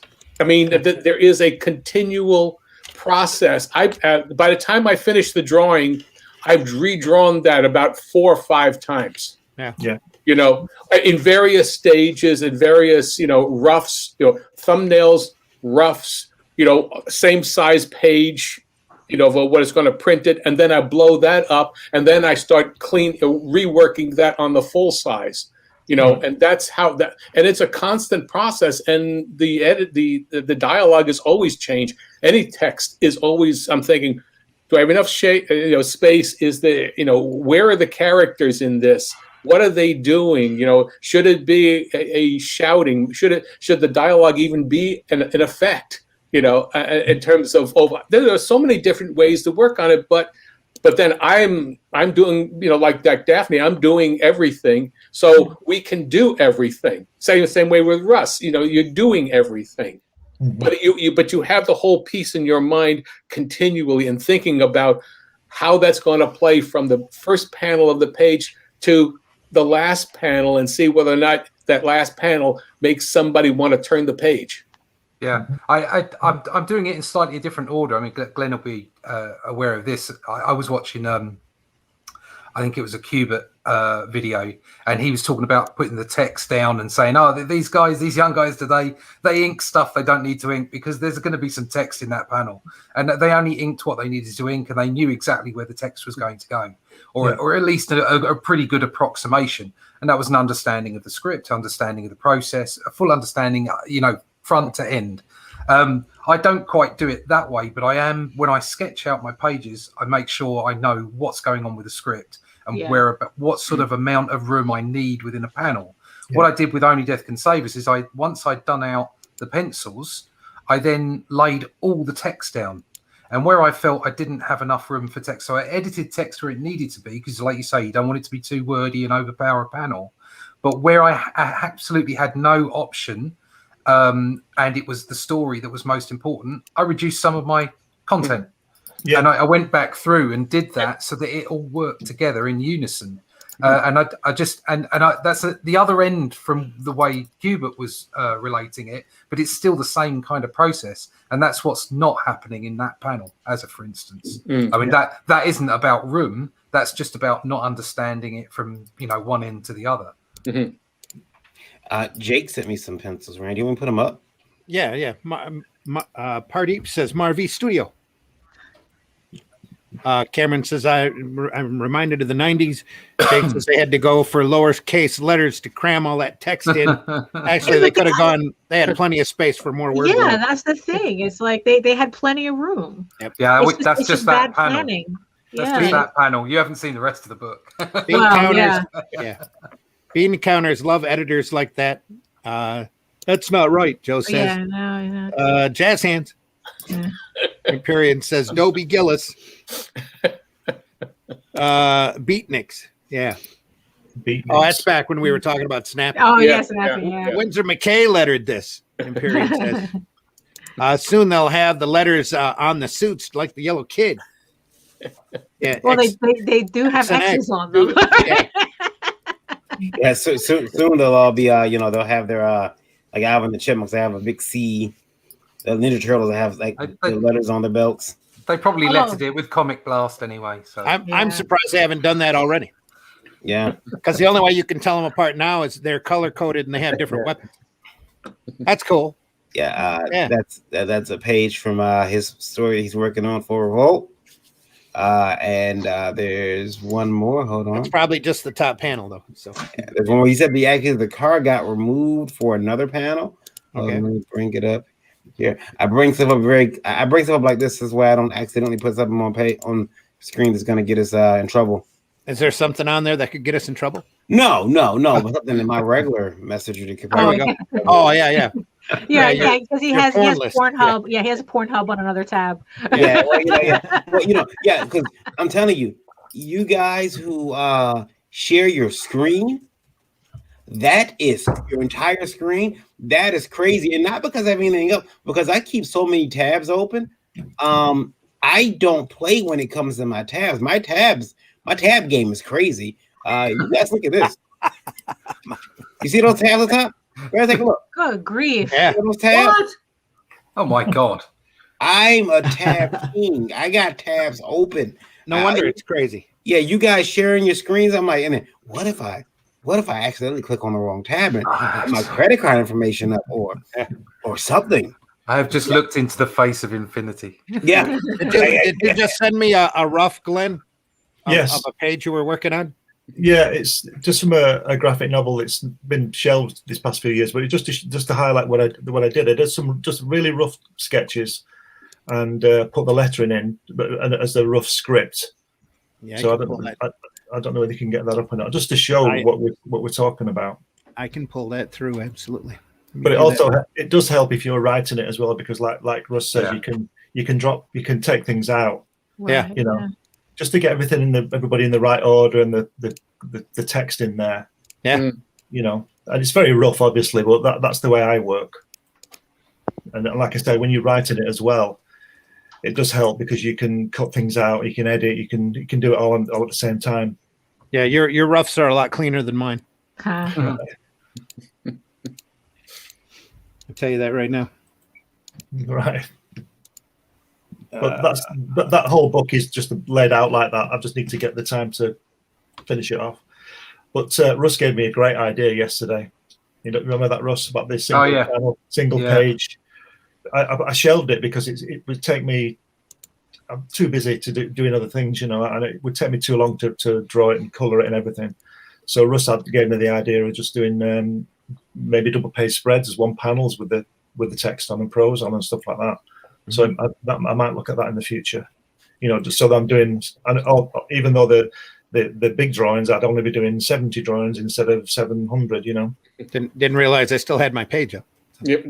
I was wondering, I was looking over your shoulder there. Yeah. See, you got to be careful with the tabs. There you go. Man, I was going to show this. These are pages that we've already got in-house for Revolt. So this is from Josh Harris, who's been on the show a few times. This is that story I was telling you about that really reminded me of Miyazaki. Mm-hmm. That I wanted to get in. It's a nice little story that runs 8 pages, I believe. Right. It's really, really nice. This is Hatch. The first page of Glenn's 4-page story. It's Hatch right there. Nice, great cartoony work. Very European. Yeah, Very. Well, that'd follow, wouldn't it? Yeah, there we go. And then, of course, this is the cover page for the Sin Killer story This is brilliant. Yeah. Nice. that Marv Thank has you. done. Yeah, just beautiful work. And that's Thank you. just a small sample of the artwork. Of the rest of the story is just phenomenal. Those dog tags are pretty cool, by the way. Marv, tell us, before Randy gets rid of that picture, tell us the story of the dog tags. Scroll up, Randy. The You'll story see of dog tags. Well, I've been helped a lot through this process by making the Sin Killer, and I wanted to say thank you. It's a way to say thank you to the people who have supported me. So there are many people, but I choose a couple of them from to be in the anthology. So in the book, it will be Rui will be there. Rui is the guy who is the reference for the character, and he will have a page dedicated to him, and he's there. That's Rui, the Sin Killer, and everybody that I wanted to make a thank you is in there. Pops, Randy, Varian, Ryan Wynn, Jeff Lefty, and that's a small. Just a small thank you, and that will be others that will be in the comic too. That's a great idea. Yeah, that's cool. I like that. That is. You know, if you find my dog tags, that means I didn't make it. Now, here is a piece from Emily Zelasco, and Emily's been on the show sparingly. She needs to come back on, but she did this poem, this Norse poem around Odin. And I'm going to zoom in on some of this detail work here. Just a beautiful piece. That is also an 8-page story plus a cover page. That's insane. And it's just beautiful. Look at that eyeball. It's buried. Sweet. Just amazing. Wow. I love that stuff. And when Emily suggested doing the story, it was like, yeah, if you want to do it, go ahead. And I love that tree bending it's over. a fantastic look. Yeah. Just scroll down where the tree's bending. It's like it looks very female to me. That form of that tree, and it's like it's listening. Well, I picked up Emily at a. I didn't pick her up at a show, but I found Emily. I found Emily at a between show. the cushions in the sofa. Back when I was doing Flint Comics, and she had a very cartoony, very human-looking style, a very accessible style to her work. And I said, please do something for the paper. You know, I told her what I did with the paper, and she did a strip for a while called Piece of Cake. That was just slice of life stuff, but it was very much from her perspective, and it was a beautiful strip. We ran that for a couple of years, and then again, when I suggested doing a short story, I was honestly expecting a Piece of Cake story, but she's like, I got an Old Norse poem I always wanted to do sequentially. Let me do that. I'm like, yeah, go ahead. Yeah. So, just amazing stuff. If you But put again, colors that's in that piece. Sorry. Pardon, If go ahead. you put colors in that piece, you'll screw all the piece. In black and white, Yes. it's perfect. Oh If you yeah, put yeah, no, colors in the piece, definitely, yeah. And just that's like just a Bernie typical page. Wrightson. Yeah, exactly. Very much so. But that's part of the joy of working in black and white too. You know, Arrow Comics, I don't think Arrow Comics has ever printed a color comic. But we will now that we're back. But I've already got plans for it. But up to this point, we've only done black and white books. So this will definitely be one of the best ones we've ever done. Somebody keeps ringing me here. Yeah, It's your car warranty. Yeah. Oh no, it's not that kind of a call. It's somebody Oh, okay. sending me messages. It's probably me. I you know, It it's is funny. I usually get them on my phone, but it's usually something. You said what? Take it back right now. I won't do any more, Randy. Oh yeah, there we go. Usually, That's cool. When I submitted my my Mega Moose piece, I had done it in color, so I just converted it to tonal. And that was one of the things I before I sent it out to you, I said, okay, let me just see if it works. And that was the difference between what the colors were like, how they worked as tones. Mm-hmm. Right. So how they would read, how the darks would read, how the grays would read, and that way I could say, well, at least it had. I didn't want to recolor it. Oh yeah. Or as a time, I wanted to see if that worked. It did. It works exceptionally well. I could probably pull that up. It's probably going to take me half the day to find it at this point. Well, don't worry. It was at the beginning of the line a long time ago. Yeah, it was. But you're in there. I put you in the file, so yeah, it's good to go. Nope, didn't take that long at all. I did want to, just as a quick aside, real quick. You guys know that I run Liberty Entertainment Distribution Group, and we have special. Well, our deal for our shipping is through UPS, and I did not realize how many companies try to snake your business from other companies, like how they find out who you're signed with or whatever. I'm not sure if it's corporate espionage or how this works, but I was recently contacted by DHL, and they're like, "Hey, for your overseas shipping, you should use us. You might want to even consider using us inside the United States." And I'm like, and they said, well, let me talk to you. In the meantime, though, I'm going to send you a 136 replica of one of our trucks.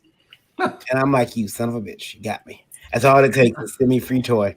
That's all it takes for me to take your call. There's the one of the Mega Moose pages. Mega Moose. There you go. Turned out real well. Good. So was that hard to transfer over to tone, or was that not with a Mac? All I did was just using Preview. I just converted it. I said, okay, just pushed a setting, and that was it. Would you say it was a magic button? Oh my God! I was about to say that thing had. If anything triggers us, it's the idea of a magic button. Just change it to grayscale. Change it to grayscale. That'll do it. Yeah, that's all I did. Oh, well, that's all I needed to do because it was just a setting. Yeah, that's all I needed to do. Emily's in the chat. Said I was about to say hi when you pulled up my comic page. LOL. Thanks for appreciating it. I'm glad you like it. We love it. It's awesome. It's Emily, great. thank you so much for your contribution. Fantastic. But I'm excited for the book to come out. Me too. In other words, it looks really great. Oh, the other work looks really great. Yeah. Yeah, that's some incredible detail on that Norse piece he showed, Emily. This is period. Stunning. It's stunning. Yeah, I see that, and this is why. Like, here's the problem. So, Lola is getting ready to do a book, and matter of fact, she's really close now to actually putting her campaign together. But she's getting like tears and stuff. It's crazy. Like the side of the living room here looks like, yeah. But I keep wanting to tell Russ if that assassin goes just a few more feet to the right, you might be in trouble. but one of the things is that I figured is that she's doing another book, and she said, "Hey, you need to do a piece in this book for me." I'm like, "Okay, sure, I'll do it." And I jumped on the table and I threw together something, and then I started looking at the art she had received. You should have done that first. Yeah, and I was like, wait a minute, I'm not gonna let somebody show me up in my wife's book. Hold on, wait a minute. So, I took the picture, I threw it away, I cracked my knuckles, turned on some mood music, and got to redrawing the whole image. So in one night, mind you, that's how pissed I was. Like, at least it's not taking you 2.5 years. Yeah. You should have heard me. I bitching myself, like, trying to outdraw me. That's not a feather. What do you mean? That's Varian, you could call the book "These Boots Are Made for Walking." Yeah, I could. With the shoe cam. Yeah, I was living. She's got her. It's funny. She has so many shoes. She went and started buying these shoe hangers for the back of the door. They're called shoe trees. Yeah. And Well, the other day, You know how I know that. I don't have to say. Right now, it looks like you have like a fetish tree behind your door. well, the problem is the tree is unhealthy. It has been because of the weight of some of her shoes. See, that's meant for regular heels. That's not meant for those big, huge platforms, heavy shoes that Lola has. Those shoes are heavy. Uh-huh. So what's happening is it's pulling the frame of the thing, and so the shelf keeps collapsing. And so she went and bought another shelf. So now she bought a floor standing shelf now. Yeah. So now we have even less room. But it can hold 30 pairs. She's probably gonna need 2 more of those. It's like you ever follow Coco's Instagram? Coco, you know, Ice-T's wife. Yeah. Yeah, so you've seen her shoe closet, you know, Mhm. so Lola's gonna need something like that. Oh, you watch way too much reality TV. No, I follow her Instagram. Yeah. Oh, Imelda okay. Marcos comes to mind. I just follow Coco. Yeah. Right. Yeah. That's that drool. Purely for reference reasons. Just reference. Yeah, that's correct. Keeps holding up his circle template up to the Yeah. screen. And, Yeah. Oh no, Nick, no. Yeah, Next one, no. I'm just screenshotting images left and right. Like she doesn't have a bad angle yet.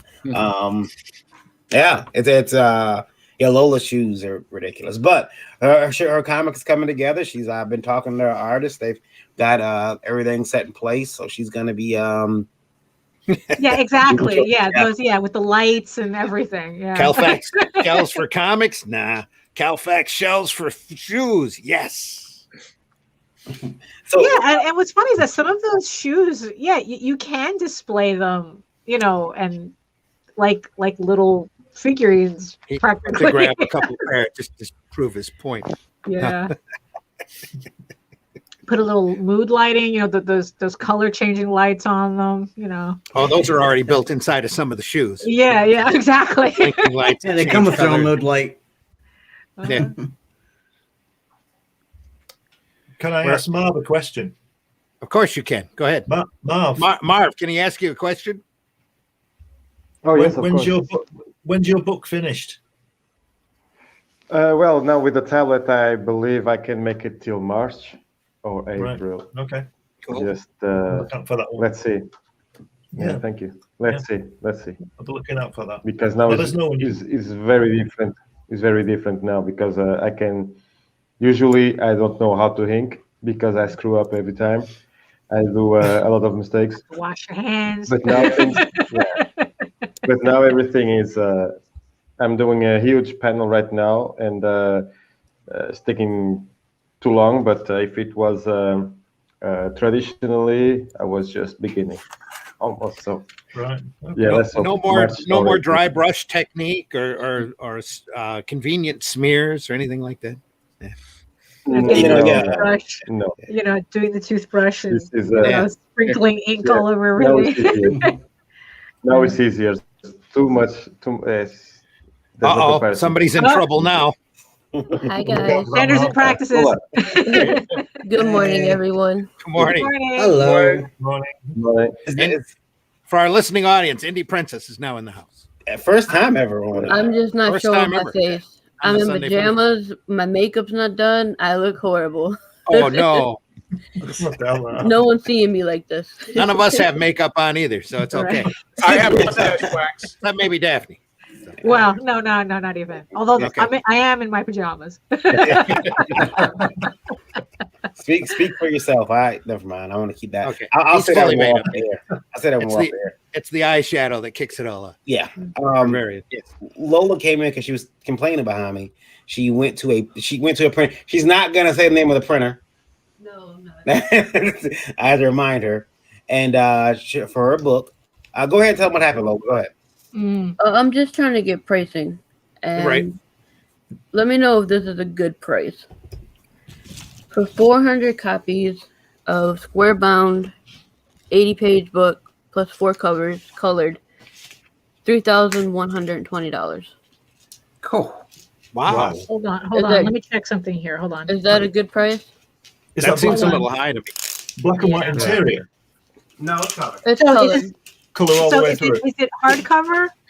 No, it's soft cover square bound, Is it comic book size or magazine size? comic book size. Okay, hold on. Yeah, my book is 96 pages, square bound, full color, and I got 425 All right, so for you a have, lot less than that. okay, hold on. You have. That's a lot. Let's see, how many books do you want to print? I just estimated at 400. 400. Okay, hold on. Okay, so it's full color on the inside. Yeah, 80 pages, interior pages with the 4 covers. Okay, hold on. Were they having a problem with the content? No, I didn't even put the content in. This is just the estimate. But they won't have a problem with the content. I know they won't. Okay, yeah, I had to check that with a printer too. Okay, I'm getting 2,069. Although that's not counting shipping though. Yeah, mine's not counting shipping either.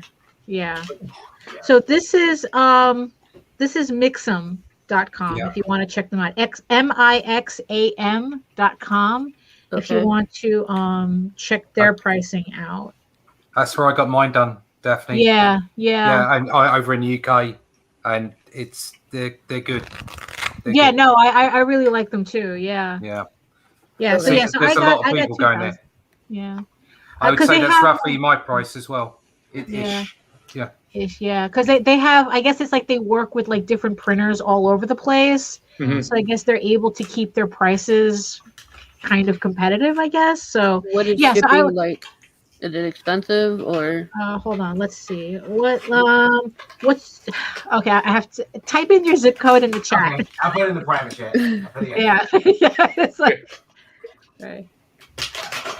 Yeah, it depends on I used them for my first crowdfunder on the rough sketch on my on the rough the first crowdfunder I did, and that was an 84 page square bound magazine size, and they were great on that. So it really depends on where you're where you are, and you're in Michigan, so yeah. they'll use other, it depends on where they go. Sometimes they're shipping from Canada, sometimes it really, or from the US. It just depends on what the what their deal is with the various printers. So here UPS ground is $119.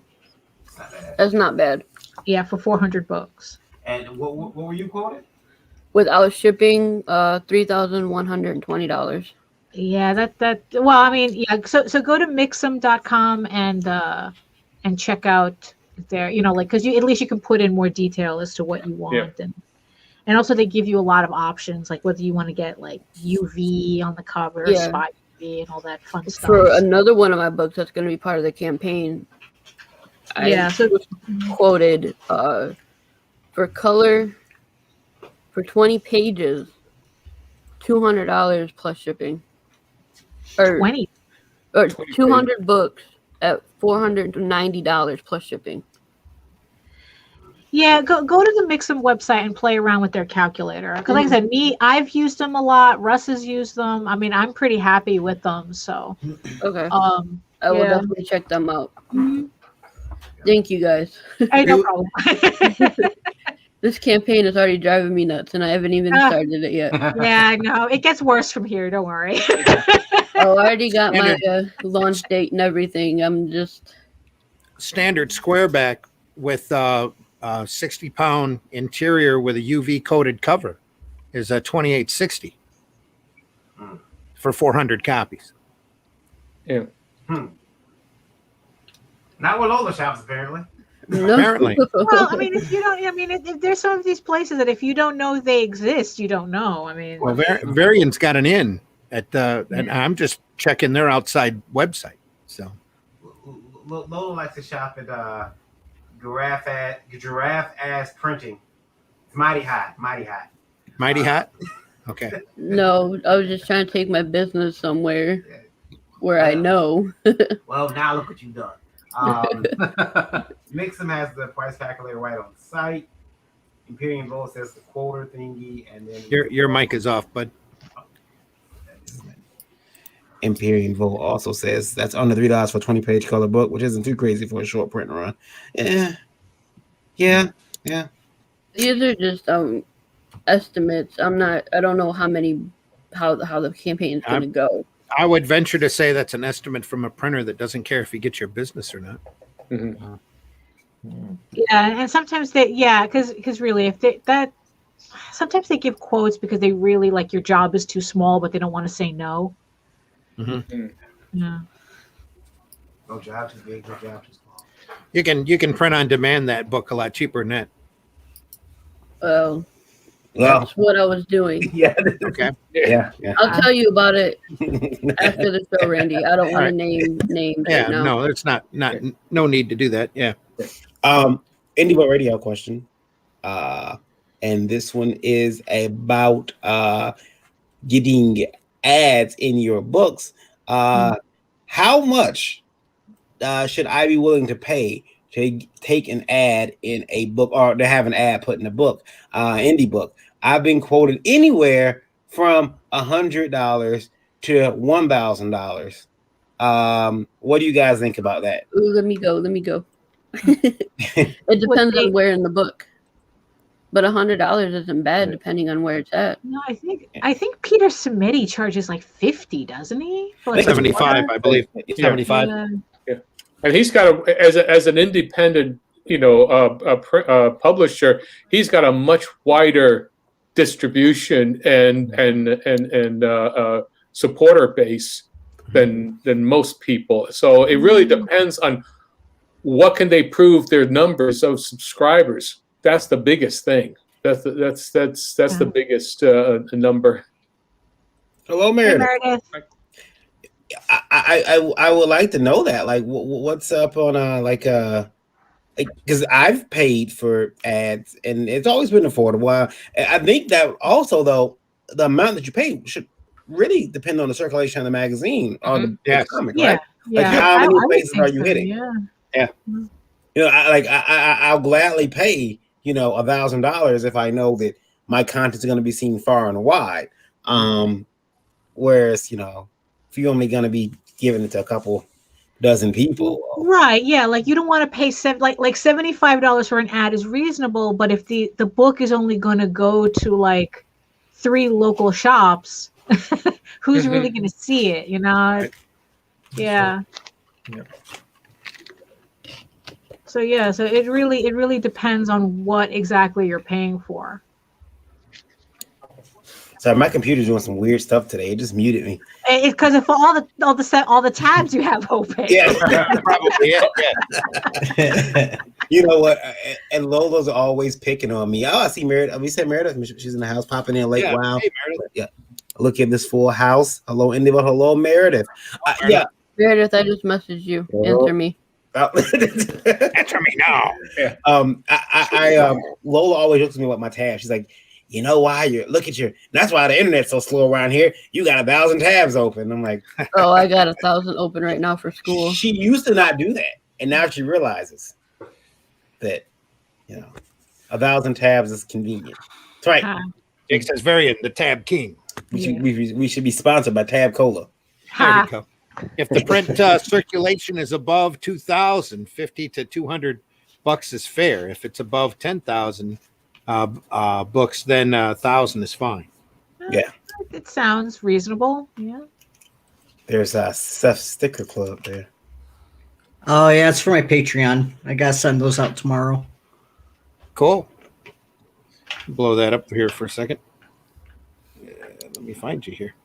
Twink. Look at that. What's this? Awesomeness. Let's see. Nice. I hear messages coming through, but I can't see. Holographic. Shiny. Oh, cool. Yeah. Those are pretty. Oh yeah. I want one. Just shiny. So where do you get your those postcards printed? Share with the class. I got them.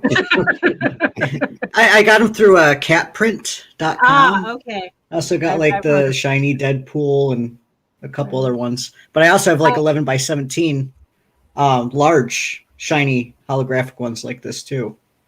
Cool. They're super cool, and they also do ones with like metallic, either silver or gold, like inlay and lining and stuff. Like they do all sorts of cool stuff. I mean, it's reasonably priced. Okay. Yeah. I seen I think it was Andrea recently posted a image of his book The Shepherd with all the line. It was black. The cover was black, but all the lines were gold. And I'm like, I want all my art print like that from now on. Yeah. I am Bruce Wayne. Bruce Wayne. Bruce Wayne. You can call me that man. And I'm like, my art needs to be in gold. Can I inlay 14 karat gold in there? I think my art should be beheld in glorious 24 karat gold. Forever. You can get it done. Yeah. Yeah, I would think so. Yeah, sure. Not sure what you're talking about there, Empyrean. Is it snowing anywhere else? Yeah. Yeah, it's snowing up here. It's supposed to snow here tomorrow. It's raining here in Kentucky. Yeah, it's snowing up here in Michigan, up in the middle of the state. Hey, John, could you run to this place called Cookout and send me a meal real quick? What did you say, Lo? There's a restaurant called Cookout in Kentucky. Yeah, well, Kentucky is a very wide state. It's a very Kentucky is about 350 miles long. I know it's the closest to Michigan that has a Cookout restaurant, and I need you to go there and buy me the meal and then FedEx it here. There's a strategy to that. I've done it before. I have one more question for the class today. Oh, okay. I'm debating on doing international. No. What do you guys think? No. It's tricky. What you want, I mean, the way I do it is that, okay, what you have to do is you have to take your like your various collections of whatever is going to go in that package, and you have to pre-weigh it. Okay. And you go to the Postal Service website, and then you have to kind of average out all the prices for international to kind of get like a like for the European Union, usually like I put in like $25, and it usually covers it. Although sometimes you do get like one or two, depending on, I guess, if they're a little too weird on the map, like it can jump up to 35. But it really depends. I mean, so it's like you would be dealing with averages, but you really have to decide whether, like, where you would want to send it to, because international is what kills a lot of Kickstarters. Yeah, I know. Yeah. So like I'm having a problem shipping something right now, and I went to UPS. And they said it was going to be $200 just to ship something that's less than £1. Yeah, it depends. Like Australia is crazy to send a comic to Australia. Sometimes can cost up to $75. Okay. So don't do it. If you wanted to, I would just restrict it to the European Union and Canada. And then, like, if anybody else wanted to contact you separately, you can, they can, like, because what I do is like, look, if someone like from, say, Malaysia wanted to order something from the Kickstarter, I would contact them separately and then calculate the price according to what they're buying, and then put that shipping price in the Kickstarter so that they can order. Okay. So at least the shipping is accurate. Okay. So you can kind of do it like both ways. I mean, yeah, it's easier if you don't have internationals at all. But I personally like to give the option, because I have them contact me separately if it gets a little too crazy, and it's like, look, it's going to cost $75 to ship this. Do you still want it? Yep. Yeah. Yeah. With Revolt, I plan on offering outside the United States a PDF file if they choose to have it. If they want to have a hard copy, then they're going to have to cover postage. Yeah. And I'd be more than happy to ship that hard copy off to them at no extra charge, as long as they cover postage. See, I'm just afraid to do PDF because People might steal it. I wouldn't. It's like, I think the and I got 3 books that are going to be in this campaign. Yeah, I mean, I think that the threat of stealing PDFs is kind of overblown, especially since Varian has that lovely scanner of his. Hey, I wait a mean, minute. I know. If people wanted to steal your stuff, they're going to do it anyway, regardless of whether they have a PDF or a hard copy. And Ahoy Comics has already been taken. Yeah. But also with PDFs, I mean, it costs as much to print out a copy of it as it would to buy it. So it makes no sense, Yeah. I wouldn't worry too much about that, really. Can I just say one? I have to tell you about international. I do have. I have one thing that went to the UK, and it's in post office hell right now because what happened is that a package arrived to the person I sent it out to. This is from my previous crowdfunder, but it was the wrong package.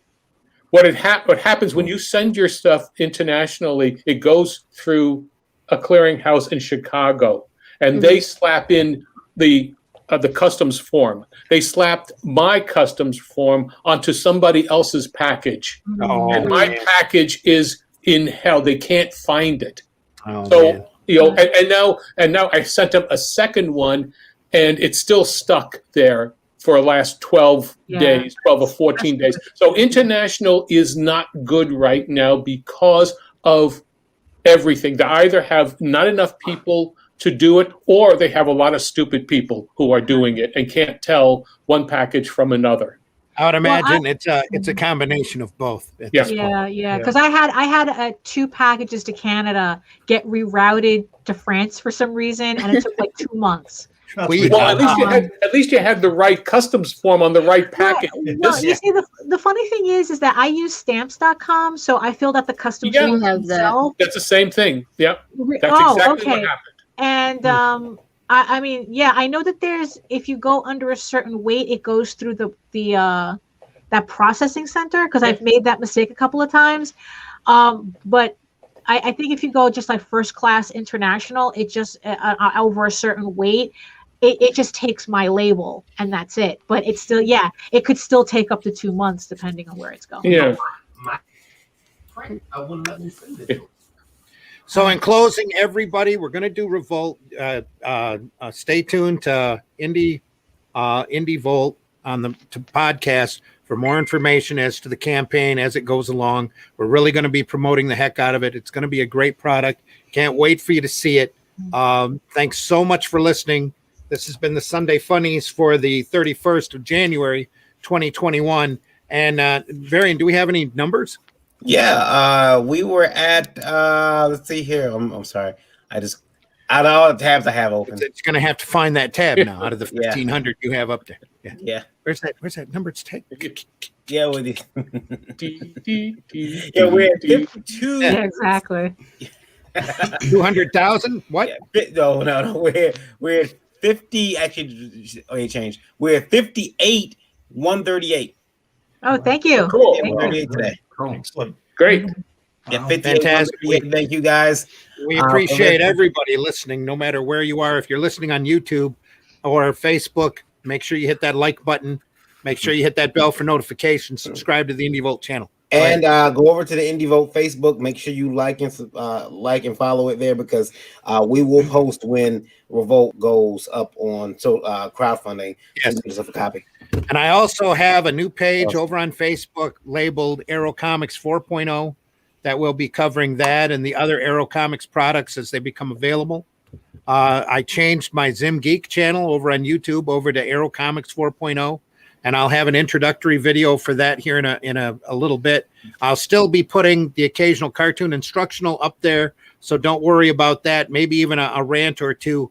But I think that channel would be better served with me introducing products and maybe posting videos that we use for campaigns and that kind of thing, just so everybody knows what's coming out from Aero, because there's a lot of stuff planned. It's going to be a lot of fun. So, and everybody, I want to thank everybody for coming in today. Deeply appreciate you very much. Appreciate your contribution deeply. And John, why don't you let people know how folks can find you? You can find me on right now on Kickstarter at with Bloodwing Angel Comics. On YouTube, it's John Celestri, and John Celestri all the time, 24 hours, and through Twitter and Facebook. There you go. All John, all the time. All the time. Marvy, let folks know how they can find you. Well, you can hashtag the Sin Killer comic book on social media, and you can find me anywhere. So easier that way. And we'll have everybody back on. Well, thanks for coming on deeply. We'll have everybody back on again, I'm sure, in the upcoming months. So we'll all talk about our projects again. Russ, let folks know how folks can get a hold of you. Yeah, you can get hold of me at Comic Book Black Belt. That's my channel on YouTube. You can also find me at russleach.com or comicbookblackbelt.com. You can find out more about the book, Only Death Can Save Us, at onlydeathcansavus.com. There's a link there. The book is still in demand. If you want to go get yourself a copy, that would be cool. And you can find me on the Twitter, on the Facebook. You can find me over on multiple other platforms when they turn up again. And also on, that one with the pictures. You know what I'm talking about. Sorry, I'm all Gen X this morning. Okay. Glenn, let folks know how they can find you. Quite easy, really. Facebook, Twitter. But the best place to get me is on Comics Unlimited Magazine at gmail.com. Goblin, are you there? Are you there, Goblin? He's away from his mic. Indie Princess. No, there you are. Oh, sorry. Yeah, my sound is being wonky. No problem. You can find me, let folks know. Yeah. Go ahead. You can find me on mostly Instagram is where I'm at the most. I'm also on Twitter, but I'm not really on Twitter very much. Yeah. And trying to revive my my YouTube channel. I need to do some tweaking on that before I go really promoting it. But I'm also on Patreon. It's all under Goblin Grimm with 2 M's. Cool. Thank you. Indie Princess, did you want to tell folks where they can find you? You guys can find me pretty much on any social media. Just look for the Indie Princess. Look for my beautiful face because some people are trying to take my name. And then, you can find me on Tuesdays at 9 p.m. Eastern Standard Time on INDIE VOLT Livewire. Geekgasm every Wednesday night at 9 p.m. Eastern Standard Time. And pretty soon, you'll be able to find me on Indiegogo with my first campaign. There you go. Awesome. Great. Daphne, let folks know how they can find you. You can find me at my main website, egoworks.com, EGOWORKS. There you can find all links to my social media. You can find links also to my other comic, Tall Tales, TAILS. If you're like your fantasy being the running, jumping, skipping, climbing Mount Doom type, or if you prefer more of a medieval style soap opera, my comic Ego Raven, Heir of the First Unicorn is also featured at egoworks.com, where you can also find links to the Kickstarter for the first issue, which is in its last 3 days on Kickstarter. And for everyone else out there, I also have a link to the infamous House of Bob furry porn collection. So I have everything. It's House of Bob. Yeah. Yes. Sponsored by Gorilla Milk. Chug it. Oh, I've got a question here from Scott Rosema. I think we need to play here real quick. Daphne, do we have something we want to add to this?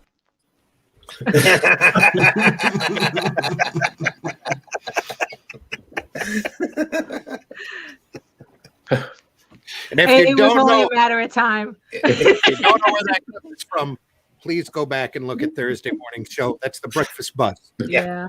I'm Daphne was actually doing a book called Gorilla Milk, so Yeah. Daphne, you can be part of it. When I get to it, Daphne, I'll be contacting you to be part of it. I'll be right there. Special backup feature with Captain Dildo. That can go in it too. Varian, let folks know how they can find you. Oh, don't find me. Listen. Don't find me. Listen, guys, look, you don't have the secular fortitude or the toxicity resistance to deal with the content I have to offer, just go follow Daphne or Russ or Marv or somebody. Just keep moving that way. Wholesome furry porn. Just that way. Varian Grant on social media, KYD_V on Twitter. Although, if you message me on Twitter, there's a good chance I might not see it for a day or two. Unless like somebody tells me, hey, I messaged you on Twitter. It's like you should have said it on Facebook. But anyway, but if you message me, I will get it. I'll see it. That's pretty much it. Varian Grant on social media. Last Call Comics.com, publishing company that I own with Lola. LEDG.us for combo distribution. Get your comics in stores here in the States. And then, of course, IndieVolt.com. And you can find me on Facebook under Randy Zimmerman. You can find me on Twitter under Randy Zim, though I'm on it even less than Varian is. So if you do try to get a hold of me there, you might need to get a hold of me through Facebook first in order for me to read it. Other than that, there's Arrow Comics 4.0 over on YouTube. There's Arrow Comics 4.0 now on Facebook, where we'll be talking about further products come along. On the Indie Volt channel, Varian and I will, and the Indie Princess will be back on the Live Wire program on Tuesday, maybe even Daphne if she's around. Be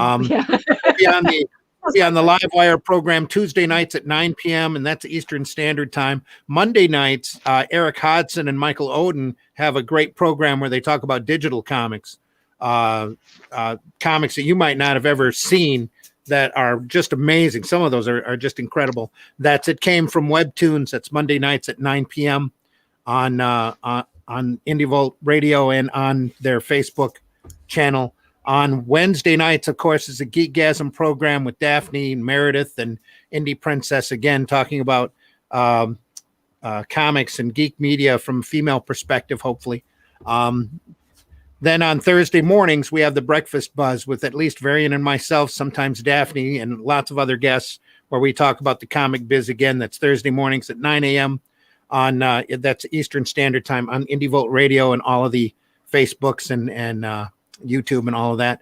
Then we'll be back again next Sunday morning for the next episode of Sunday Funnies, where we try to talk about the more lighter and more whimsical side of comics, the more entertaining side of comics, with myself and whoever else I can get to wake up early enough on Sunday morning to talk with us again. And again, I deeply appreciate everybody showing up today. This is really nice to have us all here at once.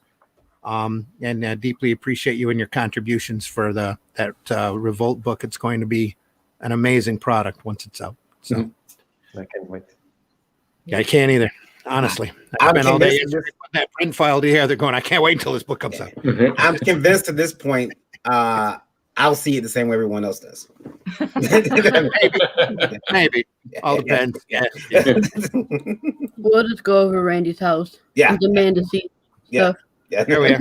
I'll probably drop a book by after I pick it up from the printer. Yeah.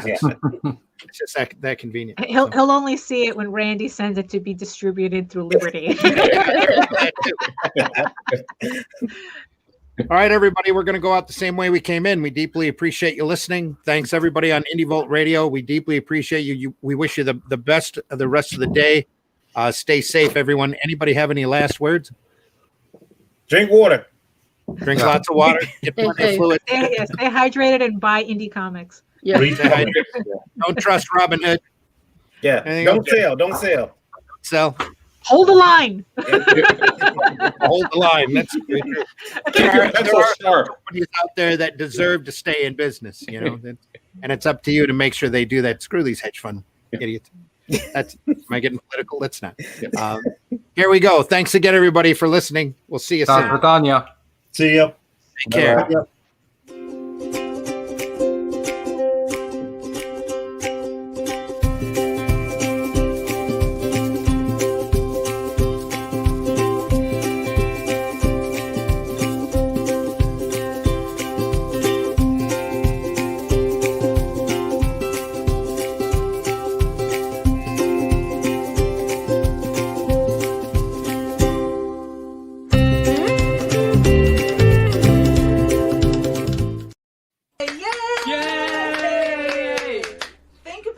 Accomplished.